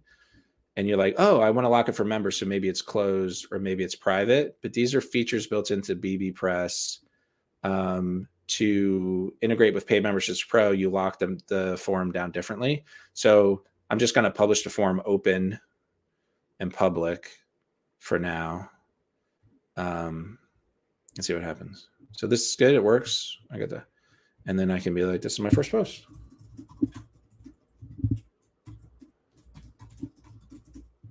You know, it's funny. I kind of like ChatGPT like going as I do this to like give me dummy data. Cool. There's topic tags. That sounds good. Oh, there's like, I can make it sticky because I'm admin, I guess. Topic status. Notify me of follow-up replies by email. Cool. All right. I made a forum. And just so you can see, this is kind of like what the forum, I can reply to my own posts. But if other people replied, it would look like this. And I think someone was talking about vBulletin. This is, although I haven't seen vBulletin in like over 15 years. This is, you know, very similar interface to that, where, you know, if you look at the breadcrumbs here, we have forums, the community forum, and then topics in here. I think if you actually keep only one forum, a note I would take is like, sometimes it's cool to skip this page if you only have one. That's like something I should actually take real notes. Guidelines. And then let me protect this. So actually, if you're looking at my site, I'm logged in as the admin. If I'm logged out and come to this, I see that there's a forum called community. I can click on it. I can even read everything. It's public. Remember I said it's public. I was like, ooh, this is only for my dog lovers forum. I want to protect it. So actually, if I go to the dashboard, I'd be curious if we kind of, like we show a banner. So you might see this, you might not. We try not to show these banners too often because it's annoying to get banners. These are only shown on the Paid Memberships Pro page, but we do have code inside Paid Memberships Pro that says, wait, are you running a plugin we integrate with? You're not using our integration plugin. You should, you know, install the integration plugin and use it to lock down bbPress. So I did get the notification, but if you recently dismissed a notification, we try to like be quiet and not really bug you too often. You might not see that, but I know it exists. So I'm gonna add the bbPress plugin from here. Our bbPress plugin is in the .org repository and is available for free there. And it's funny, like if you search sometimes for stuff we integrate with, the core plugin shows up first. But what I really want is this one here, bbPress restrict membership forums for paying members only. So I'm going to install this and I'm going to activate this now. I could have clicked that link in the notification and it either would take me to a page to explain things to me or maybe would have automatically updated. But now I have the bbPress, the PMPro bbPress plugin active. And basically what that plugin does is when I go to my forum and I click on the community forum, I should have a new box over here that says require membership. And this is the same require membership box that would show up for pages and posts by default with PMPro. And now I can say, hey, this forum needs a paying level to get in. And I could choose all of them or just the only ones that have access to the forums. If as soon as I check one of these boxes, anyone who's logged out or doesn't have one of the checked plans doesn't have access. So if I want only, you know, these levels aren't actually functioning on my demo site, but if hey, you need one of these 3 levels, I can check those boxes and then click update. And now when here's where I cross my fingers and hope it works. If I'm logged out and I refresh on that page, it takes me back to the root of the forums and it says like, hey, this forum is for members only. And here's like where a case where, depending on the nature of your site or your own personality, you might want, like, I don't even want them to know I have forums, you know, or like I want to hide even this page. And I think we have a gist on that, on how to do it on the website. I think it's like a coding gist. It might be settings, actually. Let me look really quick here. Members? No, maybe settings, bbPress. Does bbPress not have its own settings page? Maybe not. Oh, here, settings, forums. Do we put a thing down here? So I don't even know how our own software works. Yeah, okay, PayMemberships Pro. Here's some settings. Oh, add members links form to the link section of the membership account page. So I can kind of show what all these are, maybe really quick, like feature our integration here. When I go to my account page, it shows me my invoices. I have a member link to like print my membership card because I have that add-on functioning. If I go here to member links and I check that, it's going to show me a link to the forums in the member links, or it should. Maybe that's not functioning. All right, double check. We always have bugs here. Add link to members forum in the member link section of the membership account page. We got to take a note to look into that. Seems like a bug. Here's the one I was thinking, like hide member forms. So like from form lists and search results. So like if you want to kind of hide, the fact that you have a forum, like sometimes like, don't let people know the members have forums, or I just want like as little integration with, or interaction with that as possible, unless you're actually paying. Hide the forum roles by default. When I'm looking at a forum in a replies, it shows, I think it shows like what my role is. Oh, I'm not a member. Let me purchase access quick.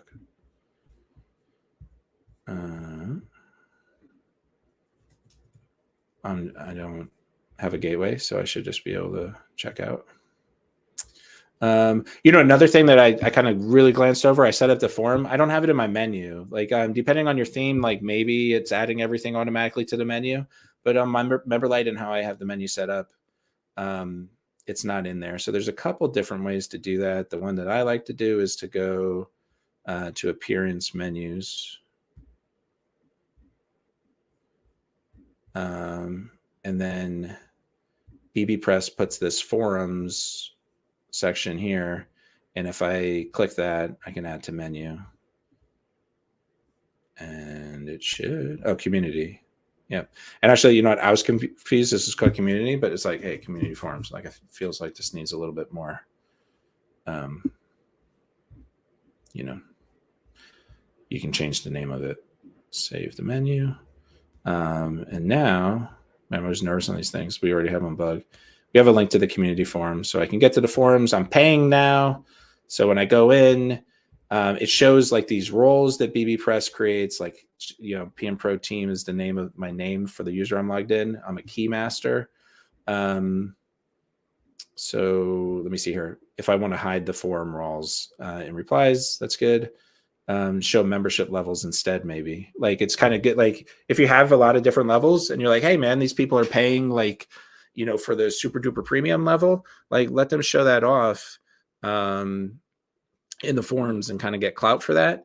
Another thing that we often do with our forums is we kind of, and this is advanced, I won't show it, but I'll hand wave, is so now it shows your level instead of your role.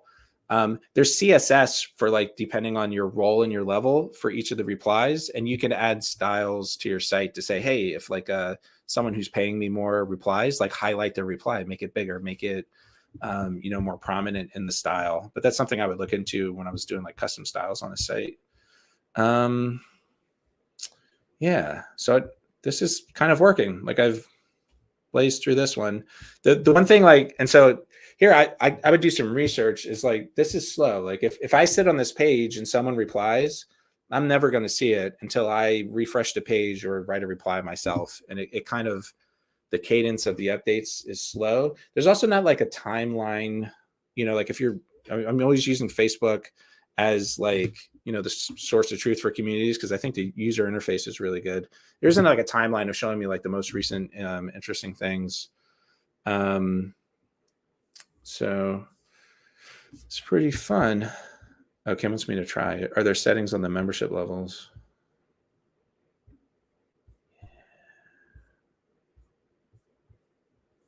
Content settings. Oh my goodness. Some of this is already built in. So forum role. Oh, here's another feature. So maybe, and actually I wanted to talk about the roles that bbPress creates.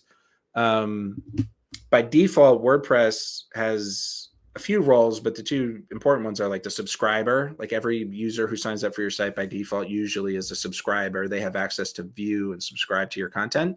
Then there's authors who can create posts, and then there's administrators who can edit anything on the post. There's editors that can edit other people's posts. So in the bbPress space, they create their own set of roles that are pretty similar. So, I mean, blocked is actually like, I don't want this person to ever be able to post because they're a bad actor. Spectator is like, I want them to be able to read, but they can't write back. Participant is they can actually reply. Moderator gives them access to kind of, do some moderation activity on other people's posts and things like that. I don't know if they can like delete things, but they can definitely like mark it as spam and things like that. And then key master, I'm not exactly sure, read the bbPress manual, but it's kind of like this person has access to potentially like make new forms and do other stuff on your website. But like a common use case here is like maybe people can, so everyone can spectate, but if you want to participate, you have to pay a certain amount, and maybe even your moderators have to pay a certain amount to be able to moderate. And if you do that, I would also recommend the approvals plugin for Paid Memberships Pro that will make sure people have to be approved, even though they've given you money before you actually give them the full level. Because you don't want people to just pay. I mean, this was, if people can pay to moderate, they might want to pay and then be able to delete other people's posts and like, have bad behavior. The other feature that's kind of baked in at the level is what I was talking about earlier, is like you might want people of certain levels to have like a different background color. So I kind of forget exactly how this, what's going to look cool with how I have things themed. But if I save that and then go here, ta-da. Oh, is it not working, Kim? Maybe we got to fix this. Background color. Oh, you can also add custom styles in your CSS file. So, because I'm only a beginner. I didn't actually buy the right level. So let me see here. I was like, I want purple plans. Let me check out. I want purple replies. Woo. Okay, now my posts are purple. That's a little garish, but you get the idea that there's this kind of thing that you want to do. Cool. So that's kind of a demo of bbPress. Like I think I could do a search really quick. Let me search like the WordPress forums. Is there like a bbPress? What would you call this though? It'd be called like real time, or like bbPress Ajax. It's weird. I'm like searching for this in real time. I would want to look, and I'm definitely not going to like install a plugin and run it now. But I've built these in the past. We've built this for one-on-one off customers. And I feel like it'd be cool to build one, or if someone does it really well, kind of hit me up or let me know. And like, I'd like to promote your plugin. But what I'm really looking for is like a way to turn the view of this into like a chat where like, and it's using Ajax to get back. And also the view of this thread, this is the list of topics. There's only one topic, but I could do a second one. I want this view to be more, modern day social network. Like this pulled me into the topic, but when I'm looking like inside the forum, it puts the one that was most responded to up at the top and stuff like that. But I can't see any of the content. I can't see any of the replies. Like people are used, and especially the mobile experience, people are used to kind of scrolling through and chatting. And I feel like it would help a ton if this. So maybe that's like a thing too, is like to think of like bbPress mobile. It's interesting for me to see what's out there. Style pack. Cool. If people know about these things, let me know. I think partially the solution is like, don't use bbPress, use BuddyPress, which we're going to look at in a moment. But for me, like, I feel like bbPress is a really nice singularly focused, platform for having topics and replies, which is almost all I need. And there's tools for adding GIFs and emojis and files and things like that we might like. Maybe like Ajax. It's funny that I'm getting just, these people have really good .org SEO, right? The same plugins. So I don't know if this plugin is really obvious or maybe it's paid. I don't know. You don't want to watch me like browse the internet. I'm going to look for this. I take a note. If we find one, I think we'll share it with the team here. But maybe what I'm going to do is like, I just installed bbPress and I'm not crazy about it. What I really want is something a little more interactive. I heard BuddyPress is good. So let me install BuddyPress. I may so bbPress is, I know this, like, again, it's just Jason installing it. bbPress is kind of like incorporated under BuddyPress. It's one of the modules. So I'm going to deactivate bbPress for now. And I'm going to deactivate the bbPress add-on for Paid Memberships Pro. Or I did that already. I want to deactivate the bbPress. I'm going to install BuddyPress. It's very likely BuddyPress like reactivates it, but I want to try to install BuddyPress and not use bbPress as part of it, but actually just use like what BuddyPress calls, I think, the like activity stream feature. And Sam, if there were questions about bbPress, you can interrupt before I move on. I don't think anything specific about bbPress, but there are 2 questions before we go to the next one. So Jim is asking, are there any issues with new membership subscribers who already have an existing WordPress account? So I assume he means like with respect to using bbPress and restricting forums. And in that case, there aren't, as far as I know. So as soon as you check a forum to require a membership level, anyone who has that level now has access, and anyone who doesn't have access. And there's maybe like a sub question in there of like, sometimes you have users on your WordPress website who don't have a membership level. PMPro treats those as users without a membership level, and they don't have a level, so they shouldn't have access to bbPress if you're locking it down. But that is a confusion in some other cases with other plugins where like the plugin says, hey, they have a user account, I'm going to give them access. And hopefully, like, depending on what plugin you're using, that's part of what we do for our day job is say, hey, Paid Memberships Pro has an opinion on what it means to have access to something now that levels are engaged.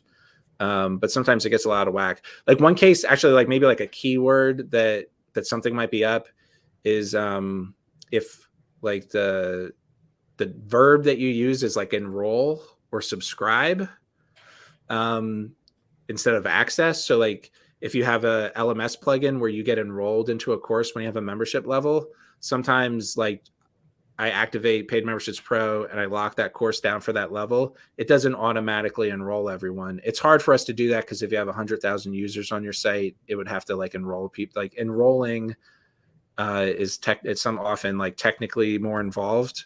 It has to update data in a bunch of places, and you can't just do it at the snap of your fingers.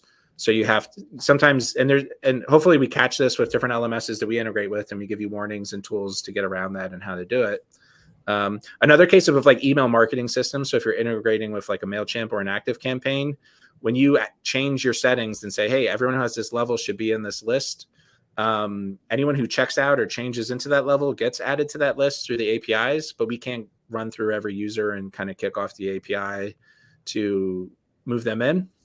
And we could build a tool to do that, and some other people do, but our answer in that case is like download your members and import them into your email tool, because the tools for doing that are really quick and good. So, and it adds like a human element. Sometimes you do or don't want to change things. So I talked about that a lot, but hopefully that answers kind of some of the concerns Jim has.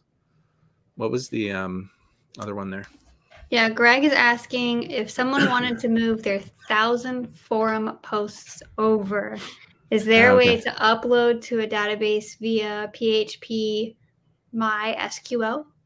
Yeah. Or do you recommend not to do that? Yeah, so if you're importing forum posts over, man, sounds scary. Yeah, it is scary. We helped someone import from PHP BB to bbPress. And bbPress is pretty popular. I don't remember if we used a tool or if we did it by custom. Kim's around. She might remember. Usually for popular forum software to bbPress, you usually can find a kind of import tool and I'm not familiar with them, but it feels like they should work. I think sometimes forms have kind of like features or kind of data structures that are hard to map to just topics and replies for some reason. And so sometimes it gets like a little off, or like the formatting's not perfect, or images maybe don't come over, and that's like an extra task. But you should be able to find an import. I wouldn't be like suspicious of them. Like I would, try to make sure they're good quality tools by asking around, and definitely make a backup of my database before I ran them. But I think there's import tools for most like popular form softwares. And I feel like we've done this kind of thing before. So if you're like, hey, I'm comfortable with PHP, I wouldn't do it directly in the database as a novice. Like I would try to find a tool. Maybe that's the answer. But it definitely is possible. And if you feel hardcore about it, feel free to reach out for some pointers. But like both the form topics and replies are in the WP post table with like specific post types and like a pretty standard format.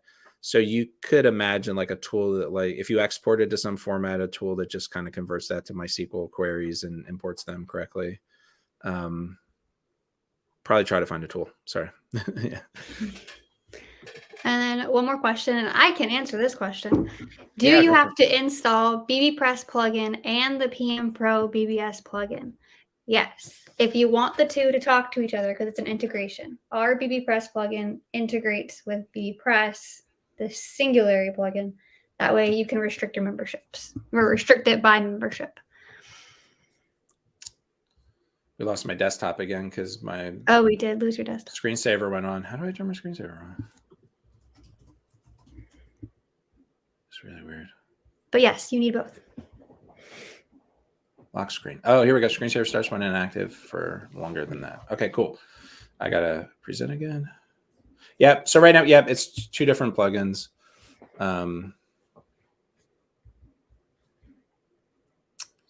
And all this, it's not Entity Salmon, Jason. There you go.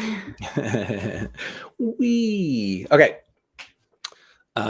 Keep those questions coming. I like it. People are still around. We're going long. I'm going to at least set up BuddyPress and maybe take a look at BuddyBoss too. So let me set up BuddyPress on this website. I did deactivate both of those bbPress plugins. BuddyPress I know is in the WordPress.org repository. So I'm going to search for that and install it. I'll just click install now. As soon as it's done, I'll click activate. So actually, this Usify here is like, that's pretty popular. 9,000 active. I've heard of that one before. There's some competitors. I'm only showing a few. There's definitely competitors to these plugins that might be worth a look at too. Some of which that also integrate with PMPro. This pops up the change log for me. What's new? All right, cool. All right. Again, I realized that like if I want all the menu, I got to kind of refresh the page. And I think BuddyPress, when you activate it, I maybe skip something was helping me. Under settings, it goes BuddyPress. And then I was calling them modules earlier. They're called components. And here's all the features of BuddyPress that I might want to incorporate. And some of these are on by default. And again, like I said before, a lot of people are like, yeah, do all the things, check them all. But I think if you're launching this for, fresh for your membership, it really is useful to like do it a little bit at a time.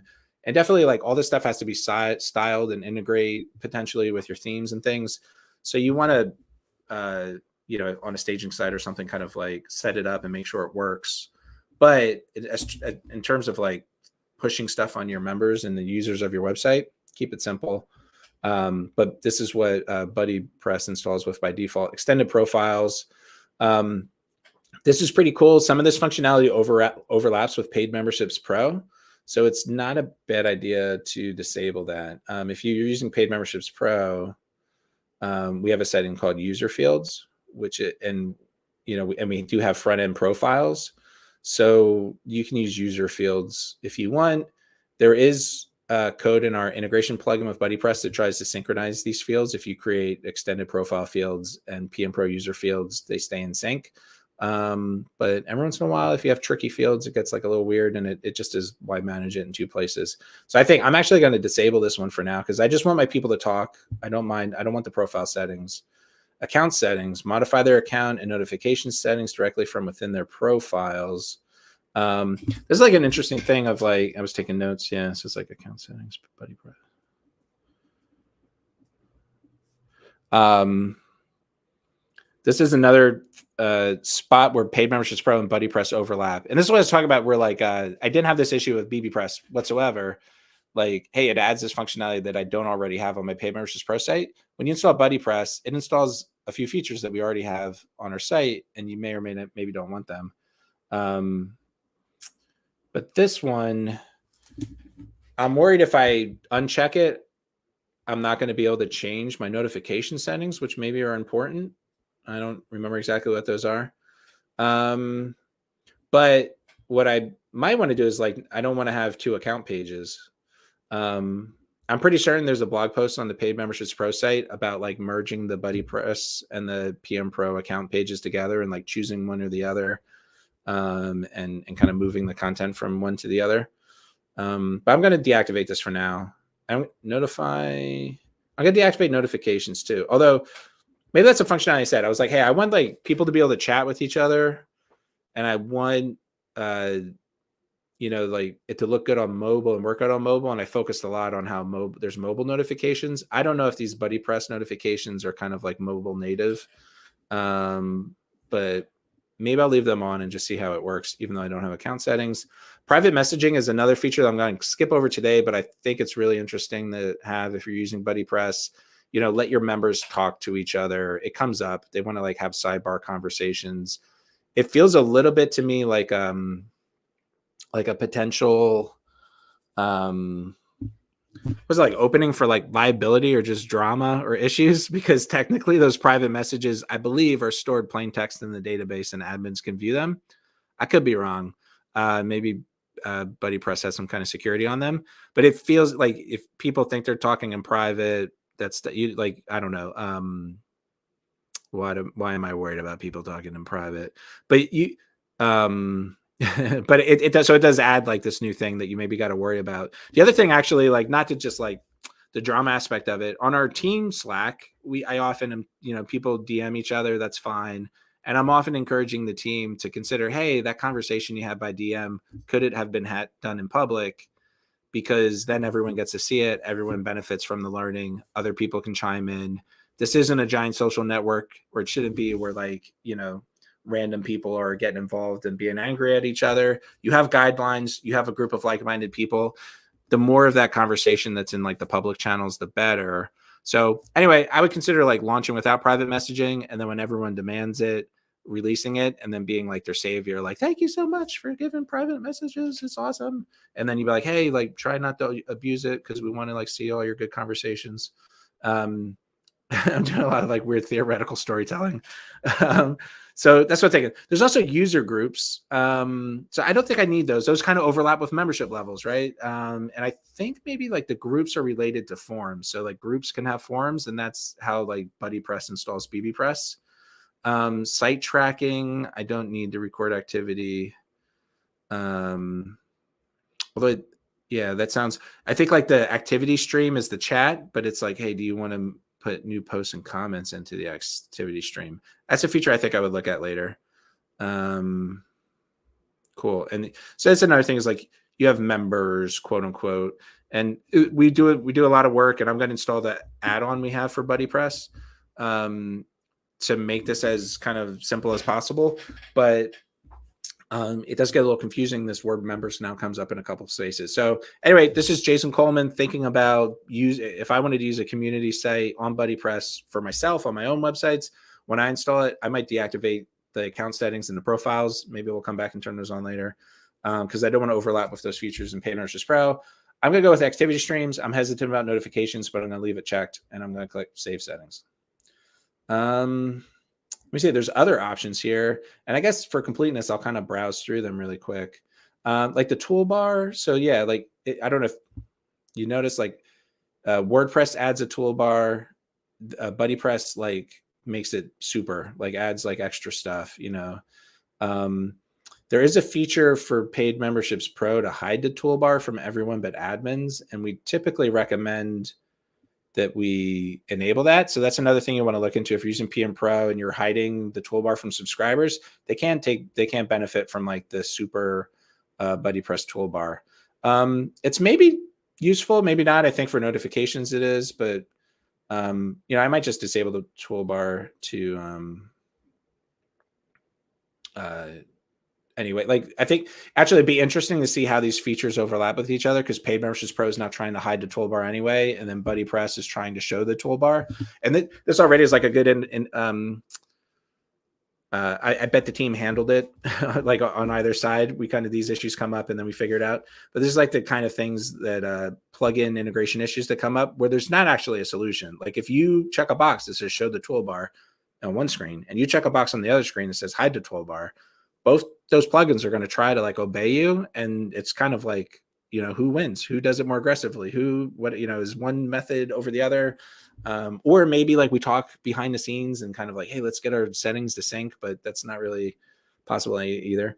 Anyway, I guess allow people to delete their account. That sounds good. There's like this legacy theme, but we want the newer thing. But your theme might want that. And actually Memberlite, the theme that we're using has, I believe it might have bbPress and BuddyPress styles or templates inside of it. So it'd be interesting to see how it works. I guess I'll leave some of these defaults. I'm already using basic user avatar, so I don't know how their avatar thing is gonna work with ours. We'll let it go though. That'd be cool if they worked automatically together. Maybe they do. Membership request. Invites. So we don't want invites. We're using memberships. Comments. Activity auto refresh. This is what I said was like, hey, here's the main feature you're going to get from the activities versus bbPress is like the activity stream that we haven't even seen yet, but we'll get to, is going to refresh, in quasi real time so that you see updates as they come in, and it facilitates a more like chat interface. I don't think I have to change pages. We might come back here. There's like a PMPro page. Credits. Cool. My name might be on there somewhere. Okay, cool. Registration is disabled. This is another thing, like Paid Memberships Pro and bbPress and BuddyPress rather both want to kind of take over the WordPress registration. I want to let WordPress use it. You might, if you love BuddyPress and maybe you started with BuddyPress and you come to Paid Memberships Pro, for a lot of these decisions, you might kind of go the other way. Like, I want to use BuddyPress's profile fields and ignore Paid Memberships Pro's fields. I'm going to use BuddyPress's registration and ignore PMPro. You kind of have to handle it somehow. I'm doing the opposite here. Now, remember, if you watch the bbPress section, we had this nice little notification that was like, hey, I see you're using bbPress. Maybe you want to use the integration plugin for Paid Memberships Pro. There is a banner like that. But like I said, there's settings in our banner notifications that say, like, don't show too many banners too often. And it's not going to show me that banner for like at least 24 hours, I think. So I don't see it. But I do know that there is, and I'm thinking of this, is like we could like, this is a thing we're thinking about lately. Like if you have Paid Memberships Pro installed and you install like a plugin that integrates, I think it's fair to like kind of interrupt the user in a more stressful way and be like, hey, it's not stressful, but like a more, a stronger way and say, hey, like you probably want to integrate with Paid Memberships Pro, make sure you've installed it. But also let you choose not to, maybe you don't. But anyway, so I have to install our integration plugin, which also is in, the WordPress.org forms. I saw the Akismet plugin there, and like spam is a big deal with, forum sites, and actually using something like Paid Memberships Pro, where you either charge for access or you use our spam control or our approvals process, is a really good way to like cut down on the spam of like having an open forum. And I'm going to activate. Okay, cool. Thank you for activating. View the settings to get started with the BuddyPress add-on. So these are our settings. This is reminding me I don't have my gateway set up, but this is like a pretty important step in I think this is one of those things where we can't do this automatically because we're not sure how you're using BuddyPress. But if you go to manage settings, we really want there to be this PMPro wants this access restricted page, and you can click generate. And maybe we can make that a little nicer, but we need you to create that page. So that's important. We show a message that tries to explain it. And then here's some other settings. Non-member user settings. So I actually think these settings are confusing, but we built this. But I'm I think it's just there's not. I'm open to feedback. We can figure it out. It's not very easy to make these settings not complicated. And actually, before I enable this, I should demo a little bit of what BuddyPress is doing on the front end. Sorry, let me go here. And because I'm an admin, I have this activity, and I can go personal. And it's showing me my activity stream. And it gives me a box that feels very much like, Facebook. Maybe it's a little dated, the style. I'm doing well. The demo is going well. And I post the update. And so this is the box, and it shows this here. And I think, I guess noticeably, it's not letting me reply to myself BuddyPress, bbPress did. But I guess if I was another user, I could reply. Maybe I have to kind of demo that. This is another update. I'm almost certain there's replies on these streams, but maybe you can't reply to your own stuff. But here, mentions, if people were mentioning me, it would show up. Favorites, I can favorite activity streams. It's giving me a profile. So I get a profile here. So there's also the profile account page up here, which I thought I disabled this, or is this the same? Maybe I didn't really disable profile, disabled a feature of it. I can change my photo. I'm pretty sure I have an avatar, so it's not linked to my basic user avatars.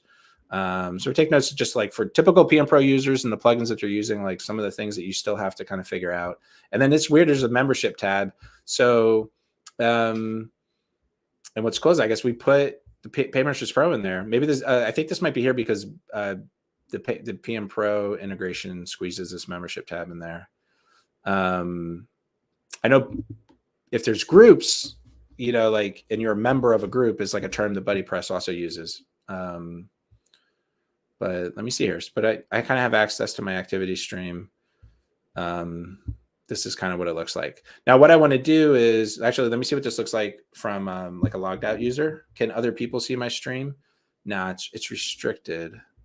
And you know what? This is PMPro BuddyPress. So actually, let me disable our integration plugin quick. And I'm sorry, I'm backing up a little bit. I just want to show you what native BuddyPress is without our integration plugin.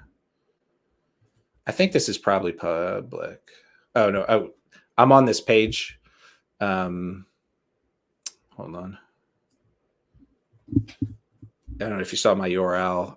There's a page called Access Restricted. That's where we send you if you don't have access to something. So I just refreshed the Access Restricted page. But what I meant to do is come back here, and you'll see this activity is public. And I do think that BuddyPress ships by itself with functionality to say, hey, you have to be logged in as a WordPress user to view things.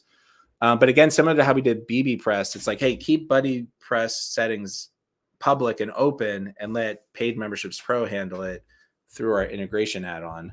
So what we're going to do is re-enable that plugin. And again, it's 2 plugins, or there's 3 involved here: Paid Memberships Pro, BuddyPress, and then the integration plugin. And if I get back to those settings under memberships, PMPro BuddyPress. So by default, and I guess this was a decision, hey, if you activate this plugin, you probably want to restrict BuddyPress. So by default, we lock access to all of BuddyPress. So for non-users. So if you're not a user, you don't have access to BuddyPress anymore. And that's typically what you want. I think you almost rarely want, I guess there's some cases you want some information public, but you can't reply or join groups unless you're a member. But that's how that goes. And then for membership level settings, you have to edit all the membership levels. So I can view my own stuff, but I guess maybe I should sign up on that other screen.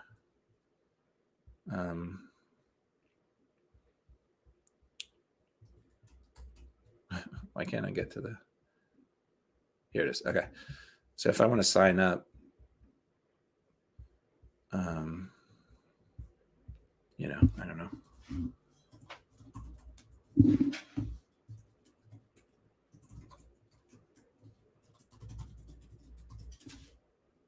I don't have to fill that out. I don't need a real number. Let's check out. Cool. So again, like, remember, like, the toolbar is hidden, and I can't find the activity stream because there's no link to it. It might show up in search results, but that's not what actually. Oh, activity is like the access restricted because this level doesn't have access yet. So there's a couple of things I got to do yet to set this up. One is I want to put like the activity stream into the menu, and let's call it like community forum, even though it's an activity stream. So I'm going to appear. I'm back as the admin now. I'm going to appearance menus. So there's some recent here, but there's BuddyPress member. Let me see here. Okay, so under BuddyPress member, I want to add the activity. And notice this is invalid. That's really interesting. Like the GUI for that is like, that's actually pretty cool. bbPress is deactivated, so it like knows not to show that menu. But this is the activity, and we'll call this, you know, like whatever, like the community tab. And so now if I switch back to the other user and refresh, I have a community tab, which takes me to my my activity stream. I feel like this is pretty good, but I think if I hit enter, it goes enter. I think on Facebook, if you, I mean, maybe not. It's kind of like you want to, like, if I want just faster, like this interface, maybe I would want to tweak. So I would take that note as like, it's a little faster. And actually, one of the reasons I wanted to do this was like, hi, I'm new here. It's like, see what it's like when there's multiple users. And this, hopefully this comes across well on the screen. I'm logged in as BP test. I just did a message. If I go back as the admin and go to the community, can I see his message? How do I see his message? Maybe I can't really, right? Unless I have groups. So maybe we need groups. Where's like all? There should be like an all. What I want is like, it's not just my stream. I want everyone's stream. So I wonder if there's like, if we go to activity, member activities, I can find that page, and there's like a directory feature of, oh, I'm not a member. Wait, am I not the right? Oh, here's one thing I have to do actually. So I can see my own activity. I can't see other people's activity. Maybe that's because it's restricted. So one thing I have to do is I have to give levels access to BuddyPress. I was able to see my own stuff, and it knows like, hey, you're looking at your own things, but it's not letting me view other people's stuff. It's hiding some features of BuddyPress, I'm sure, because I didn't actually edit these. And I think I have to do this a couple times because I think each of my users is like a different membership level. But here I'm going to edit up my level 1 and scroll down. And I think usually like add-ons and things for PayMarshals Pro, we squeeze the settings into this other settings box. It might be hard to find things.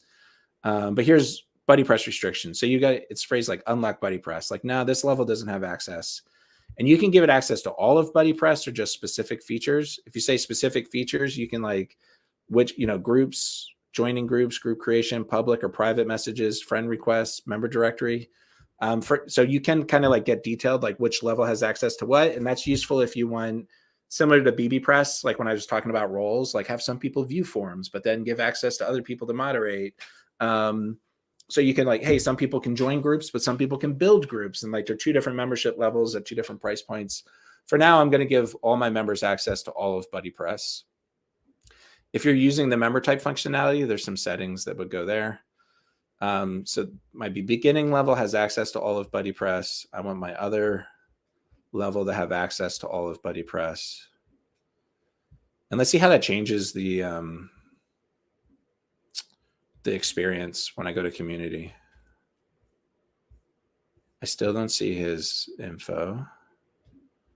There's the membership tab, shows me my membership account. Or do I see notifications?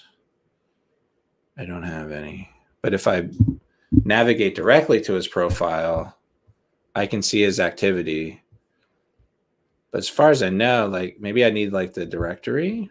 What else do we have here? BuddyPress member. Yeah. I might be missing something kind of obvious in BuddyPress, but it feels like when I've used this before, like there's messages within groups. And I thought I could get away with using groups. Like what I want is like one big group for everyone.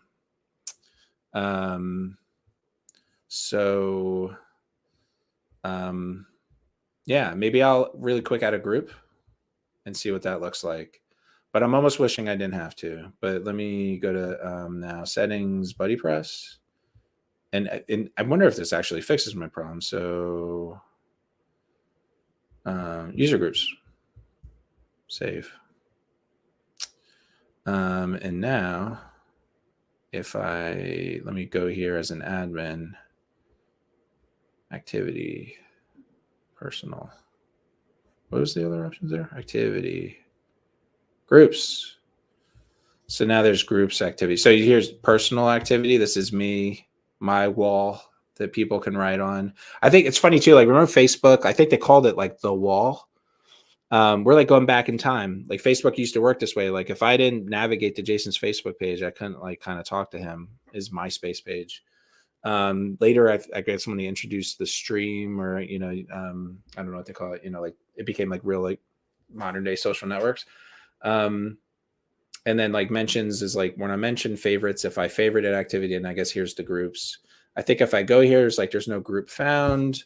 I thought sometimes there's interface for creating groups here. Oh, up here. Here's a tab. Oh, that's to just manage my memberships to groups. And again, like I said, it's kind of problematic that this word membership comes up a couple times, but it's not bad. I think I have to go into the admin here and let's try to find the group stuff. I'm going really quick and I kind of like, understand like where some of this stuff is. There's a new menu item called groups. And when I click here, there's no groups. So maybe I need groups and I need to add one. And we'll just call this community. Group description. Like let's all talk together about dogs. Create a group and continue. Okay. There's more. So there's 3 steps here. Details, settings. So again, I think here's like an interesting thing. If you're just using BuddyPress without Paid Memberships Pro, you might want a private group. You might want a hidden group. I think there's cases even when you're using PMPro that you might want kind of a private group, like people have to like request membership. But for my purpose, I just want all my members to be able to chat with each other. And I'm going to rely on Paid Memberships Pro and the PMPro BuddyPress integration plugin to make sure people don't have access to stuff they shouldn't. So I'm going to make it a public group. Group invitation, all group members. So it's funny, like this concept of an invite. I mean, I think this is a one-time setup potentially. But it's weird to have to invite people. They're not automatically invited. I think there was an earlier question with respect to bbPress, which was like, hey, when I set this up, like what happens to existing members? And I was like, nothing. There's nothing. Like it just works. Like once you activate it, like bbPress shows the form and Paid Memberships Pro restricts it. And we check the membership level in real time. But with BuddyPress, there's like this invite, which is like the verb of how people have access. And it's like, oh, like the invites, people potentially have to be invited to the group to make it work. This makes me feel like we might have documentation about this. There might be some code or a setting somewhere to like skip this step. I'm going to take notes to try to make this more clear. Because for my purposes, like if I want to tell people this is the way to just add like a modern day chat community to your website, it's a little heavy, especially like for me to do on the demo. I guess I'm going to I'll click finish. Oop. Why did it get mad at me? All members send invites. Oh, I'm like a message. Hi, join my group. It's weird. Do I have to have a message? Optional, send. Now I finish and I have a group. And here's the group activity. And if I talk here,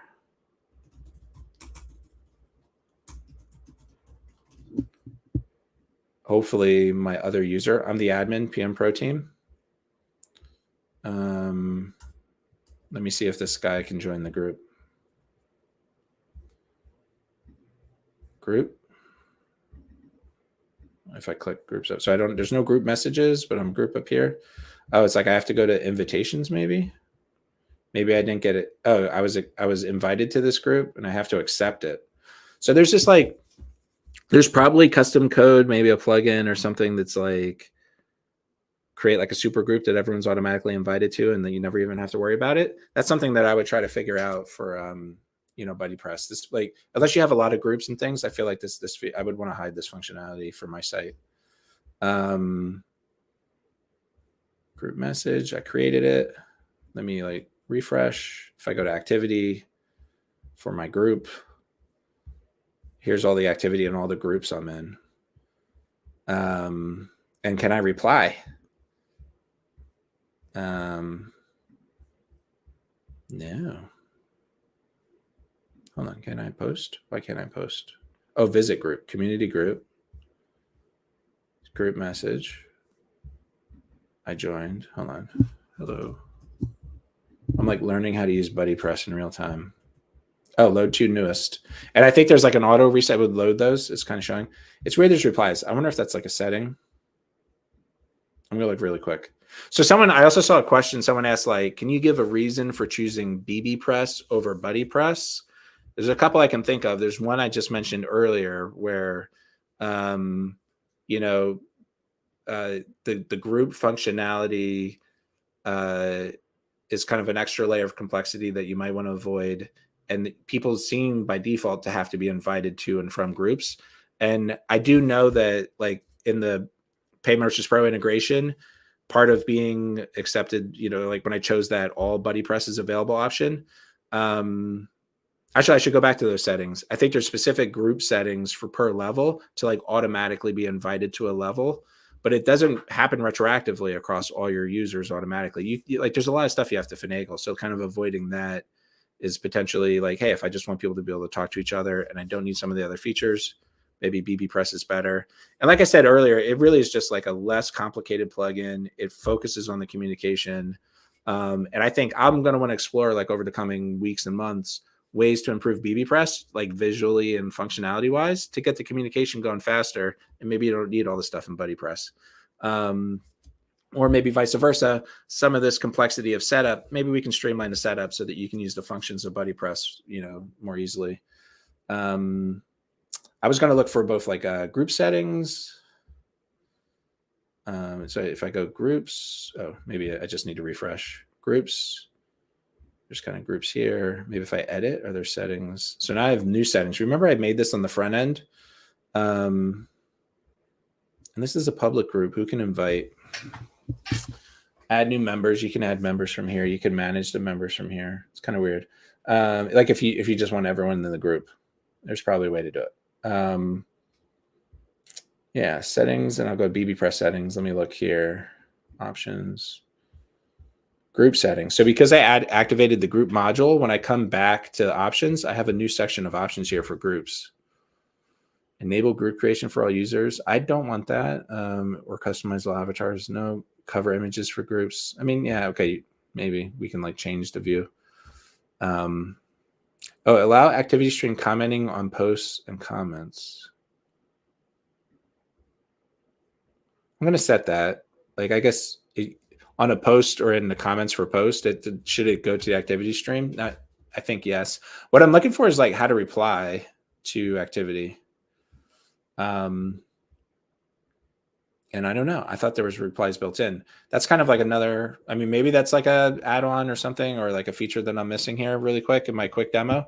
But that could be like another thing here. And so before I move on, I'm going to show the membership settings. So now that I have groups enabled, I think when I scroll down here to our BuddyPress restrictions, it's going to like, it has new group settings. And it says basically when I get this level, add me to these groups. Oh, and here's like, just add me or invite me. So for my use case, I want everyone in the group. You want to just automatically add them to the group. Sometimes like groups are optional. If you have like 12 groups and like one group is, I mean, I was making fun of the dating sites earlier, but dating site is a use case of PMPro and BuddyPress. And like a valuable part of the world. Almost everyone I know who meets their significant other these days met them on a website. So at a dating website, you'd have different groups for like so-and-so seeking so-and-so, so-and-so seeking so-and-so, stuff like that. Or like if, if it's a bigger group with different interests, you have a lot of groups, you don't necessarily want them automatically added to every group. You want them invited so they can choose which groups they use. But for my side, I want everyone automatically added so I can save the level. And I think the one oversight there is if you have 1,000 existing users, they're not in that group automatically. And we probably have a way, I'll try to find it, or we should probably build it into in a more obvious way in our plugin to be like, oh my gosh, like you maybe want to invite existing users. I think we maybe have, actually I can't demo it. I think we maybe have a clever thing. Like if your level has access to a group and it says add to the group and you look at a group, it like just adds you in real time. But so it doesn't technically update the database and do a bunch of stuff, but you'll be able to navigate to it. So yeah, that's like a little bit of BuddyPress. So I think, hey, like this is like a more modern interface. And I'm not like real time, like kind of managing multiple windows, but if someone posted in this group, it would show up. I think there's still stuff to do to design. I probably want to like hide some of this, from my users that I don't want them to know about, and stuff like that. And then I need to find or figure out the replies, or maybe, it needs to be built. I assume that the activity had replies on them, and I'm confused about like why that's not out of the box. So I'm not crazy about BuddyPress out of the box as like this like modern day Facebook replacement solution. Personally, I'm kind of leaning towards bbPress with some, Ajaxification, because I know I can do that, and maybe I can do it in a way I can share. One thing I'd like to really like go over maybe in 10 to 15 minutes is BuddyBoss, which I think tries to solve some of these solutions, but is like a bigger and potentially costlier solution. But there is a free version, so I can demo that and get Jason's take on it. But before, questions about BuddyPress and stuff, Sam, go ahead. Yeah, so there are a few questions in the comments, but before I get to those, humor me for a minute. What if you click like the little response button when you're on the, go back to the front end? Is it as easy as that? Okay, yeah. I'm here. Okay, so activity for my group, and then when you go, there like a comment. Oh, look at it. Yeah, see, you know what? So modern day like Facebook design has this comment box open by default, right? And right.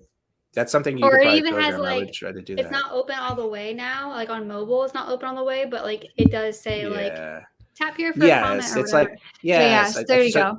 You figured out how to reply. So I think the design is like, I mean, that's interesting. This design, like, I didn't even think of that, and you're smart. Oh, because you're smart. Thank you. And I replied to theirs. I can even reply. But it also doesn't look like it would do anything. It just looks like an icon. So I would understand why you didn't click it. Yeah. Maybe it's some interaction between Memberlite and BuddyPress, or, it's trying to be minimal. But the modern thing is definitely to have some kind of a hint of a UI that you can reply, like a text box that you click in, and then it expands and gives you stuff. Mm-hmm. So that's like a stylistic change I would make to this to make it more. And as the thing we could demo is what it looks like on mobile. I don't know, like out of the box. This is probably hard to view maybe, but PMPro activity. This is not terrible on mobile, right? So I'm here, but it's like, hey, you got to click to reply. Yeah. But it's there. There's a little bit of, and it is out of the box. Yeah. Cool. I didn't mean to. Yeah, I knew like it had to be there. I appreciate you. Maybe we should. Maybe that's just Jason was being Dopic, or that I think there's definitely things we could do. I think there's potential, like if some of these design improvements, like hiding stuff is a little weird, but Memberlite could definitely have like a module that like overrides this like BuddyPress Nouveau theme and does some of this. Like, it'd be cool to work on. Okay, now we'll get to the questions. Questions. Yeah. Do you know if BuddyBoss is compatible with Dokan Market? I don't know what Dokan Marketplace is. That sounds familiar. I don't even know if I'm pronouncing it correctly either. Multi-vendor marketplace plugin. WooCommerce multi-vendor. I have no idea. That sounds like a question for BuddyBoss or Dokan, or maybe the WooCommerce team.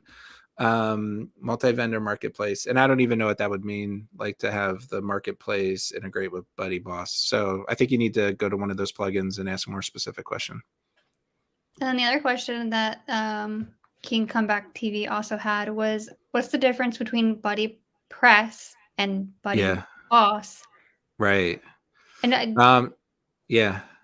Go you ahead. touched on bbPress though, not BuddyBoss. Yeah. Oh my gosh, it's like confusing. They're all related. So bbPress, just forums, built by, some of the similar folks. John Jacoby, one of the main guys, contributed bbPress and BuddyPress. BuddyPress, we didn't show it, but there's a way to enable forums for groups, and I'm pretty sure that like installs bbPress and sets up like bbPress forums per group. I don't know if that's like a popular feature. So there's similar people work on both those plugins, and there's some functionality between them. BuddyBoss then started out as a theme for BuddyPress. So I think the motivation with some of the stuff I'm looking at here, we're like, I wish this looked a little bit different, a little more modern.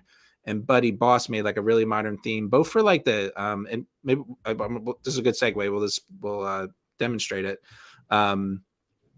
For like the communications portion, and also like the account page has like a really recognizable modern take on how, people are like how to show like a member on your site, like all the different things they have access to. So in like BuddyPress, these tabs are like a little unwieldy. I think BuddyBoss, and we'll see if it's still the case. It kind of puts the things on the left sidebar, and kind of, so it started as a theme, and then BuddyBoss started incorporating more functionality into the theme, and then like made a plugin. They made a plugin that used to like install the same way that like BuddyPress installs bbPress to do forms. If you do forms, BuddyBoss would install BuddyPress inside of it. So BuddyBoss became a plugin. It had like BuddyPress like as part of it. Recently, and if you look at the code, like who knows what the case is, but recently BuddyBoss is forking from BuddyPress. They made an announcement like a few months ago saying like, so they're using the BuddyPress code, but the idea that those plugins will function together is kind of becoming less so. So I'm actually excited. It's been a few months since that announcement. I haven't run BuddyBoss to see what it's like. So I'm going to see some of that, but that's kind of the history of those plugins. There's like bbPress, and then BuddyPress had social network functionality, and then BuddyBoss was the theme, but then it started growing and doing other things. And then like those plugins work together. Like we actually don't have a BuddyBoss integration plugin, but our BuddyPress integration plugin still works for it. And we're now, because BuddyBoss is a separate plugin, or it's more separate. It's forked from BuddyPress, so it has like history together, but it's like a separate product now, and it's becoming more so over time. So we're going to need to make PMPro BuddyBoss. But actually, it'll be fun for me to demonstrate like how that actually works today. So I'm going to do, because I haven't done it in a bit, I'm going to deactivate both like the BuddyPress plugin and the BuddyPress integration plugin for now. And while you do that, Greg had another question, and I think I could also answer this one. Oh yeah, go for it. As an alternative, what if members had blogging abilities, and then chatter can be focused on specific blog posts? Mm-hmm. In WordPress in general, you have comments. So you can turn on comments for posts and pages and things like that. I actually just turned off comments on like things like the homepage for the Quilting Guild, because you don't need comments on that page, or like the about page. But you can turn on and off comments for like posts and things. So that is an alternative. And that's built into WordPress. You don't have to have an extra plugin for that. That feels like it. I think you could, and with some custom styling and development, it could feel very similar, that like a blog is the thread and the comments are the replies. So kind of technically you could. There's this like understanding that it would be even slower. So if like BuddyPress was like a little faster and bbPress is slower, like blogs and comments would be even slower. Just like mentally, the expectation wise of like, I post to my blog like once a month and I check my comments once a day. And actually, under the hood, that's kind of what bbPress is doing. It just makes a new kind of blog post called topic and a new kind of comment called reply. And it technically works like really similar, except they've done all the hard work of kind of managing those things and not interfering. So I wouldn't necessarily go down that road if you were looking for a community, but you could imagine like a community where you have 10 authors who are really smart and they're the ones who are kind of putting out all the important, useful stuff. And you just want your people to talk in the comments, enable comments, or even enable like Facebook comments, or I don't know if it's popular anymore, like Discuss, DISQUS, I think, was like a commenting plugin. Jetpack has like, I think like real-time comments. So you could enable comments on a blog post, and then that comment thread becomes a kind of like community like discussion area. So it is like a lightweight way to have conversation. One piece of that is like that comments by default are kind of like expected to be public.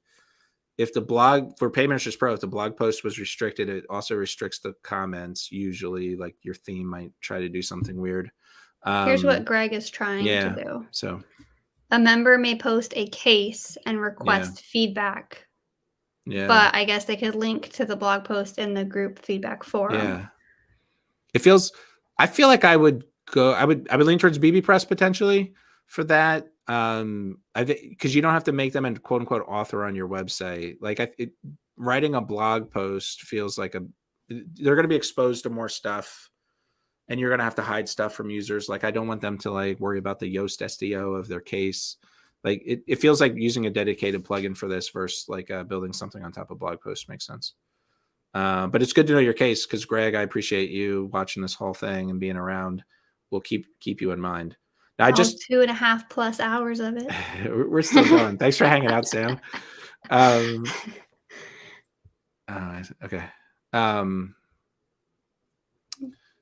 Yeah, maybe get Liebenden's comment figured out. I don't understand it now. But you notice I searched for BuddyBoss. It's not in the WordPress.org repository. I wonder, I'm going to try. I don't know if it's there. I'm going to search for it as a theme. If I search for a new theme, I don't think it's here either. But I did go to the BuddyBoss website, and it says buy now. We do this, like, hey, we got free stuff, but why not ask you for money? Let me click pricing. They have a free version, right?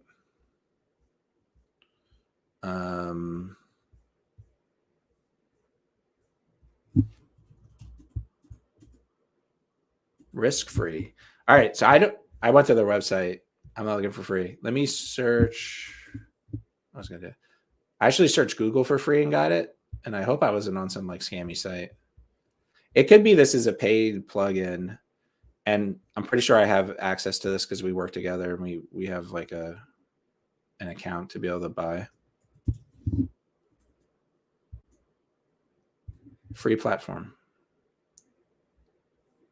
Okay, so I mean, this is all fine. Like in open source software, we try to make money. We don't always lead with the fact that things are free. We're trying to get money from the businesses.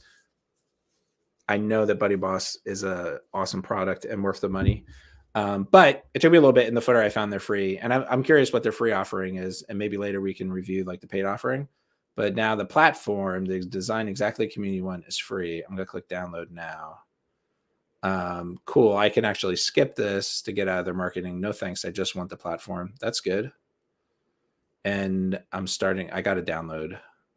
So I think if I go back to my website here and go to plugins, add new, upload plugin, choose file, you're going to see my downloads. There's a BuddyBoss platform 2.3.42.zip. Install now. I'm assuming this is a plugin zip file.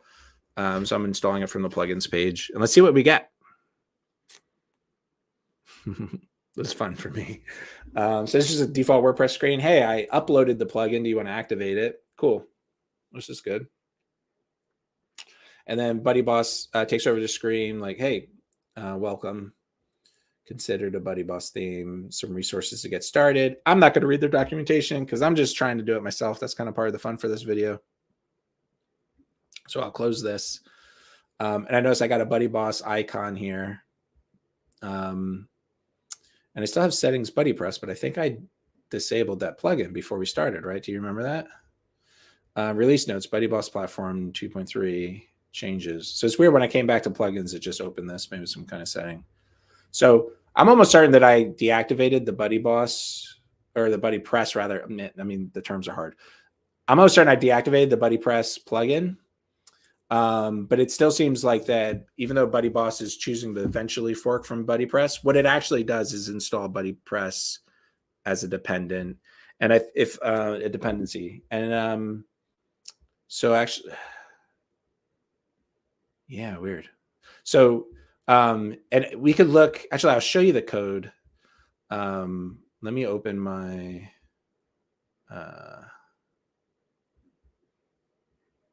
hold on. I had this open recently. Open recent. Must love dogs. Here's the code for the site. I like the plugins. I have the BuddyPress plugin. I have the BuddyBoss platform. You just the BP dash. This is all like a bunch of BuddyPress stuff. And then I forget where they sneak it in here. They like have like their own version of like the BuddyPress plugin. Like embed. So these are two plugins. BuddyBoss platform is a plugin. BuddyPress is a plugin. I see BuddyPress settings, even though I have the BuddyPress plugin deactivated, because part of BuddyBoss activates BuddyPress in the background. So anyway, we got over that kind of confusion. Let's see what we're doing. I'm going to kind of ignore the BuddyPress settings here, but what's kind of weird though is I already set up BuddyPress, so I'm not getting like the full, starting from scratch experience with BuddyBoss. But I'm going to, I mean, one of the things that BuddyBoss does, I know that's cool, is like they have one menu with everything in it instead of kind of like spreading their features throughout their menu. And I really appreciate that because that's a decision we also decided to do. So I like that. So BuddyBoss, let's click components and I'll do the same kind of thing. So the screen looks a little different than the BuddyPress one, but it's familiar. Like, hey, these are components you have to use. Now, like member profiles and profile fields are required. Remember I had those like deactivated for the BuddyPress demo? These are not required. I can't turn those off. And then I think all these are ones that I had before, but we had groups, like the names are a little different. Forum discussions, social groups, activity feeds. So like, I think the naming is all slightly different. I think I only had like groups and activity streams. I don't know what forum discussions is. So it's maybe like, let's leave it and we'll kind of see Q&A style message boards. I'm going to see like their groups and their activity feeds. And for my use case, again, where I'm like, hey, I want to put this on my paid memberships pro site and invite people into hubs, or invite the tooltip people, or invite our paid members into a closed space so they can talk to each other and Sam and her army of bots. So we're going like Sam bots. This would be good. Little nuggets. There's a bunch of that. I don't, if you remember like the screen for BuddyPress, I'll try not to only be comparing to BuddyPress, but there's quite a few more of these things than there used to be, that they're out of the box for BuddyPress. And that's kind of, I think, part of, what BuddyBoss is adding to. Pages, I'm going to leave alone. Settings, registration. Again, like we're letting paid memberships pro register, so I want to leave that. Privacy. It seems like this, like paid memberships pro kind of handles some of this stuff. This might be like, these might be good anyway. Like I would want to investigate these and how they, if make sure they play nice with PMPro. They probably do. Like it's not, we do a lot of this, like this is stuff that we do too, but it's maybe nice to like check these things. And it's like, I might check them now actually. Well, not the private website. I want logged out people to be able to gain access to my website, but I don't mind on my website here, like people having to be logged in to access to REST API or RSS feeds. Again, like Paid Memberships Pro has its own protection, but maybe like BuddyBoss is setting up other RSS feeds or other REST API endpoints, and we want those to be protected too. So let it do its thing. BuddyBoss app. So I think I'm not going to do this either, but like mobile, I said it was important, and we'll see what it looks like when I just click the mobile button in my browser.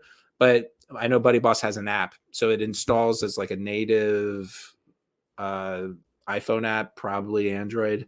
And the native experience is probably a little faster and better than the online mobile experience. It's also kind of like, so integrations BuddyPress. So it's kind of, Yeah. Oh, okay. So if you enable any third-party BuddyPress plugins that use this method, those options will appear here. So one of the like kind of the nature of the history of BuddyBoss and one of the features kind of is like any BuddyPress plugin, including the paid memberships pro one, will work with BuddyBoss. And we don't add settings here, but if you did have a third-party plugin that added settings here, they would. They already have an integration for LearnDash, so maybe they have some kind of you know, we like Lifter LMS, but maybe they have some kind of deal to recommend LearnDash and work really well with them. Pusher channels, WebSocket service, real-time features. So, okay, so this is interesting. Like, we don't want to get into the technology.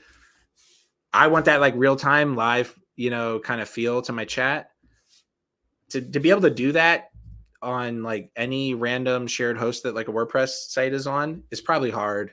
And it seems like part of what BuddyBoss does is it has a service built in called Pusher that kind of helps make things real time. Let's see how it works on my local site without that, but that's interesting. Browsing through tools.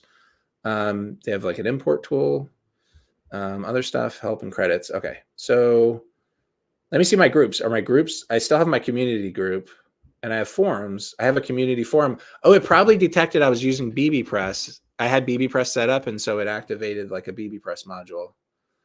I'm going to see what it looks like. You know, we'll go. In activity, this is just showing me like all those threads from the back end. Emails is interesting. I think this is like a way to manage email templates used by the service. So let me just see what's showing up on the front end, and maybe I have to add menus or change things. I want to clean up my windows a little bit too. Let me do that.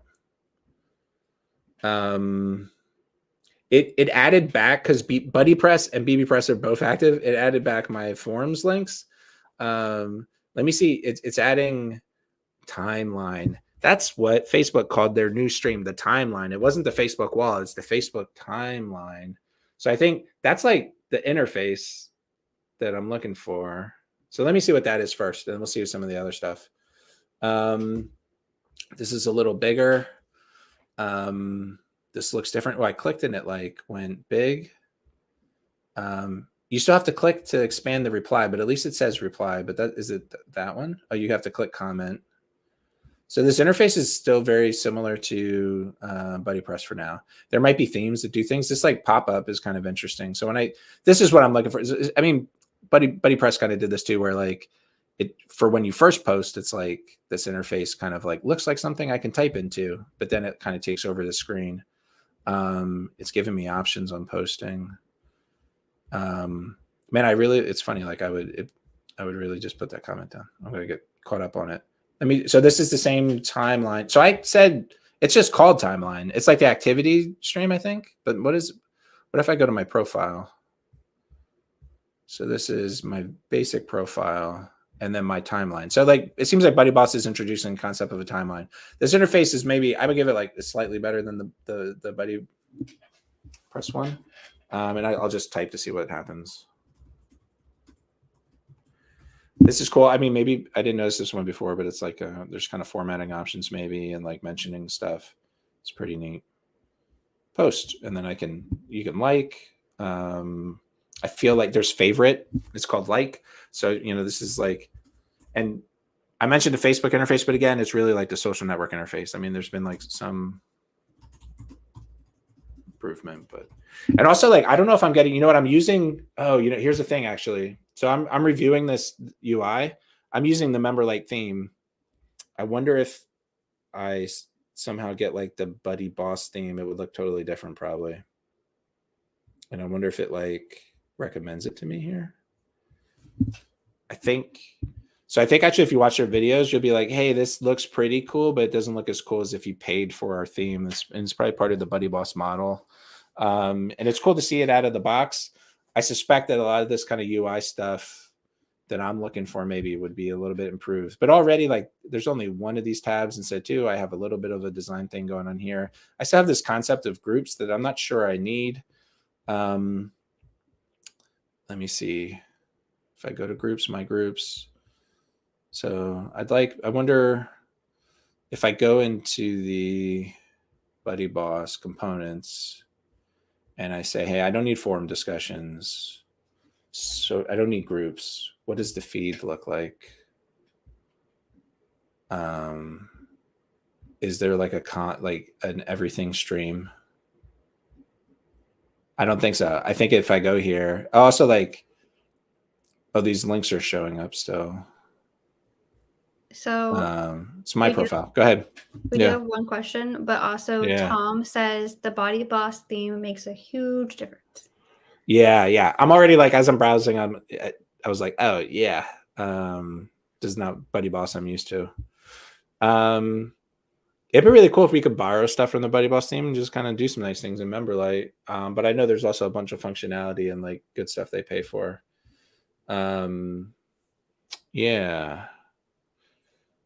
And the question that we had is, am I hearing that BuddyBoss has an app? Could this mean if I use this on my website, I could have an app for my members to use to talk to each other, or am I reading too much into it?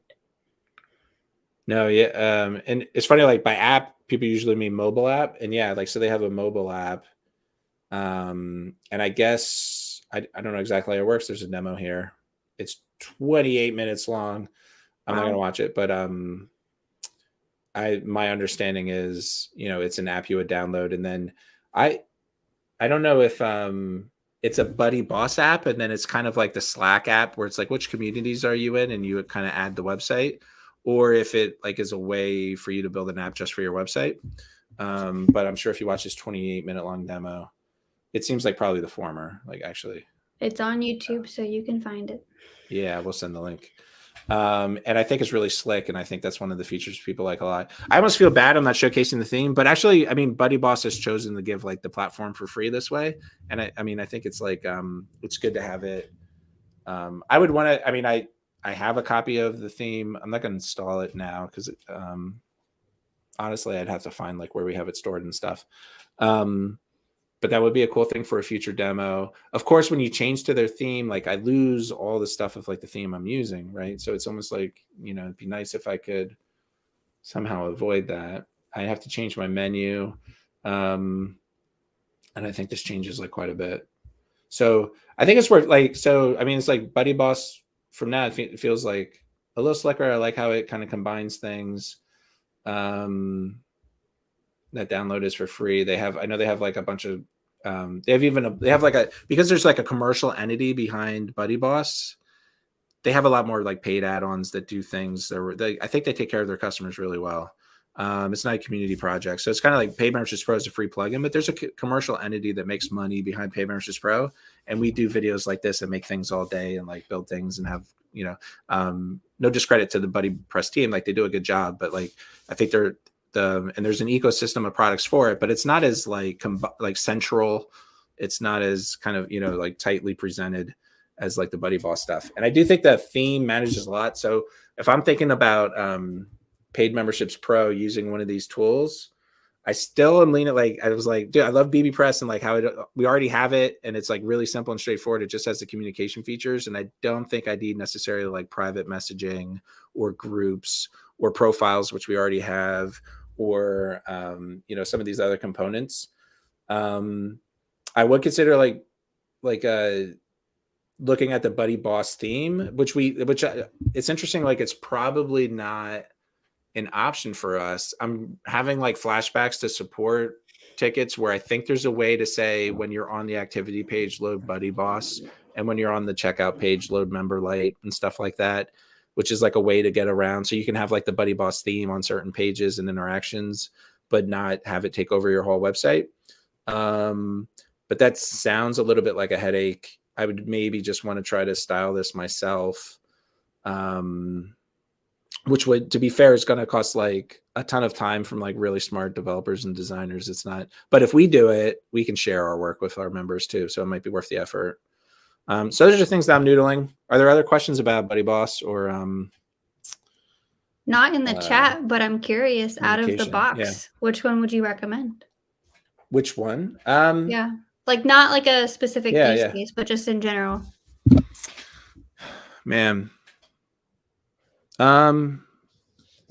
I think if you're starting from scratch, you can look at, and you're doing like a community, you're building a community site and you don't have a website already, I would give BuddyBoss a really hard look, and I think it's worth the money. And if you look at their demos on their site and install the theme, like you're not already using a theme in a workflow, you know, I would look into BuddyBoss. People are like crazy, you know, happy with it. The team is good. They take care of it. We support it really well. And so I would look at that and try that way. Like, I think it's meant for like, I mean, I don't know what it says on their homepage. Like, I think they're both kind of meant for community sites. Full scale social networking features on your website, online learning community, WordPress for online learning and community. This is my website. Oh, wait, did I spell it wrong? I spelled it wrong. Hold on. Don't. Fun, flexible software for online communities, teams, and groups. So they're both looking for online communities, but again, like this, the theme is really nice. People love it. Its commercial entity is kind of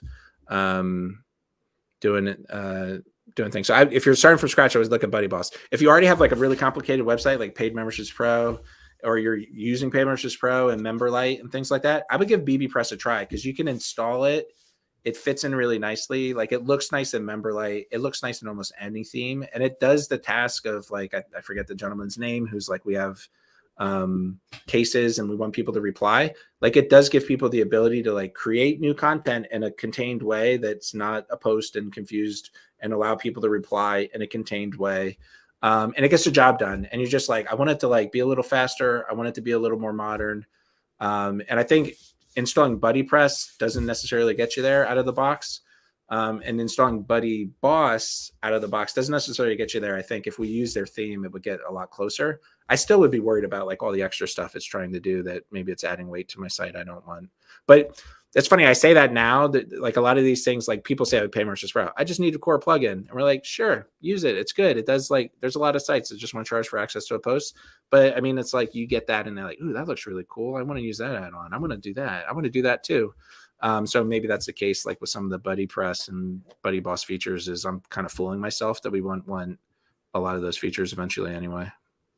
Yeah, that's something that I realized when I was working on the Quilting Guild website, of like, oh, we just need Memberships Pro. And then as I was diving into it, I'm like, oh, but we also need the pay by check add-on, and we also need the directory add-on. Yeah. And then it's like, it's snowballed into all of these different things. So somebody else is asking, you mentioning Memberlite, do you need this with Paid Memberships Pro? Yeah. Yeah. And that, for sure, like your point about like needing all these plugins, we don't do that on purpose, that like we're trying to fool people by not putting the plugins in the, those features in the core plugin. But what we know is, like, you saw that thing on our website where like it's a diagram with, like 8 different use cases. People are using Paid Memberships Pro for different things. And so I don't want you to install Pay by Check if you don't need people. We don't have Pay by Check on paymembershipspro.com. Not every site needs it. Not every site needs things. So our answer to that is like, hey, there are these add-ons. Some of them are free. Some of them are paid for the functionality that only some people would need.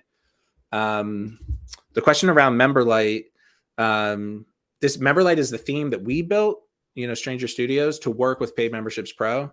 So you don't need Memberlite to use Paid Memberships Pro. The demo site that we use here, like our own website, is using Memberlite in the background. So it's a good choice for a classic theme if you're, starting out of the box on the membership site. But it's not necessary. Like, Paid Memberships Pro works with any theme.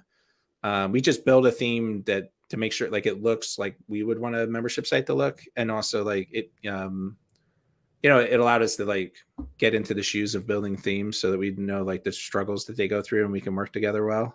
And also we can kind of show themes like, a bunch of themes are built. They don't look like Memberlite at all, but Memberlite is free and open source. And so like, if I wanted to integrate with Paid Memberships Pro, what would I do? And it's kind of an example of how to do that. So that's Memberlite. I saw Not Kim's required. question about, not required, but take a look. It's free and good if you want to use Paid Memberships Pro.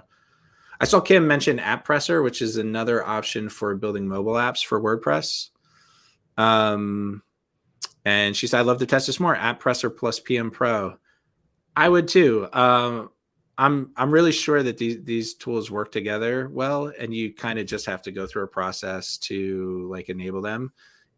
I haven't heard about it in a while, so I almost suspect that like AppPresser figured it out, and we should kind of follow up and see what's going on. Might be cool to do a special live stream on building that. Yeah. And I know like, yeah, so they have a thing about, they have content around membership apps. I know that they did stuff with like Restrict Content Pro. What's funny is I don't know if they have like paid memberships pro specific stuff, but when I looked at their old content for Restrict Content Pro, the same steps just work with PMPro out of the box. Like it's not like, it's just like, oh, here's how you set up a membership site. You set up AppPresser. You kind of tell them they both exist and it kind of sort of works. That's like a really quick overview. Like a mobile app is complicated. And I think there's like these little decisions about how they work that everyone has to, kind of make. Yeah, someone said in response to Kim that their personal experience is WordPress PWA ID or PWA is more beginner friendly compared to AppPresser. Okay. Yeah. Maybe that's something to look into as well. So like PWA stands for Progressive Web App, and it's a technology that you build a website, and when you visit it on your phone, the phone will treat it like an app. And there's this weird, tense history of phones like supporting and not supporting the technology.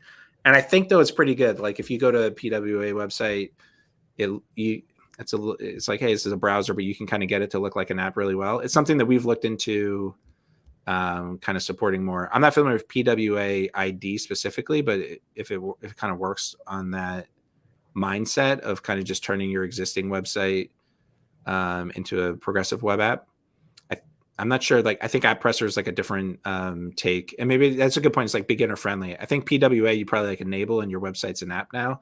Whereas AppPresser is like you start with your website, you build an app, and now you can launch the app in the some way. Yeah. Cool. And I think we covered a lot. Sure. Yeah. Yeah, we did cover a lot. What's the difference between WordPress users and PMPro users? Different tables in the database? Yeah. Okay. So, interesting question. So, all paid memberships pro members are also WordPress users. So, a WordPress user is stored in the WP_users table, and it has a role. Like you're the administrator. People are usually subscribers by default. If you have authors, they're authors or editors, that kind of thing. So you have users on your website with a role. And that's like the WordPress feature. Paid Memberships Pro adds like a new element called membership, which we store in our own tables. So we kind of create a new relationship on top of the WordPress user and say, is this user a member or not? And I think in the context of some of the stuff we did in like BuddyPress, like a user is like a user without a membership level. So it's like a mouthful. Sometimes we say like non-member user or like user without a membership level. And sometimes maybe in our settings, we just say like for users, do this. For members, which is a user with a membership level, you want to do something different. So hopefully that kind of explains that difference. It's kind of confusing, just like the difference between memberships and subscriptions. Yeah, that's another one. Which we have a whole blog post on. Yeah. Do you want to? All right, I don't know. What do we call to action here? Awesome theme. What's the next one? There's more. Yeah, what's the next one? What's going on next? If people watch this our next open office hours is going to be June 8th, and it's going to be Mandy, our content manager, and I. Mandy's going to be talking about gamifying your membership site. Sweet. That'd be fun. I'm excited. I'm not sure how much demoing is going on. Is more probably more like it's not gonna be 3 hours. High level, like it's gotta be implementing different like achievements and things that you can add to your website into your content and stuff. Yeah. Rather than demoing things, but maybe I'll dabble and demo like the goals progress bar. Oh, that's cool. Add-on or whatever that we have. Yep. There's some other plugins that kind of do gamification stuff that integrate with PMPro. I don't know if you'll get into them, but even just it's like a mindset, right? And that's important. I mean, it's connected to communities too. Like I kept saying, like you need to engage the user, systematize what you're doing, and it's kind of like gamifying is that magic word that if you search, you'll find tactics for like getting people to just interact with your websites and your communities in a stronger way. So that should be like a good one. And even for the folks who watch this. Awesome. Thanks for watching me, stumble through some of these community plugins. I've been thinking, I'm serious about Paid Memberships Pro community of some sort. So if you're interested in that, there was some interest in the comments, like just keep harassing our contact forms until they harass me, until we harass the team to kind of do something about it. But we are just like, hey, we want to take it seriously. Like I said, it takes effort and we're not going to half-ass it, to use my language. I also took a lot of notes about like these technologies and like, not just for us, but for other people. Like, it's just my own use case, but I was like, man, some of these tools are pretty close with like a little bit of polish and shine. And I'm almost certain that stuff exists. Like I'm hearing in my head, like John Jacoby, like we do that. There's just a thing. You got to install this thing. And I'm like, ooh, so I'm going to find the things to install. And if the things don't exist, I think we can try to make them because like I said, this opportunity, like I think the world is tired of these giant social networks that are big, giant companies that are like, just crazy, entities for the world. They're just so big and in some ways oppressive and just like weird. And it's not even just that. It's big. It's everything. It's like people want to I just want to talk to the people who are into the stuff I'm into on my membership site.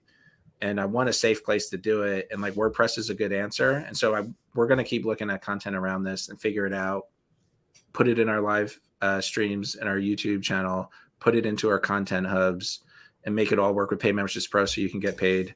It should be exciting. Thanks again, Sam. There's a lot of interest on our Slack, our community Slack. So sweet. That might be an answer. It's funny. I'm like cutting the WordPress. Maybe there's like a demo on Slack. Yeah. Maybe or like a test group just to build, some interest. Like it's maybe worth testing some things out. Awesome. Cool. All right. Well, we'll see everybody June 8th. And it won't be 3 hours, I promise. A couple seconds ago, kick this. Wait, and I just realized my camera's off center. It's okay. All right. Bye, everyone. See ya.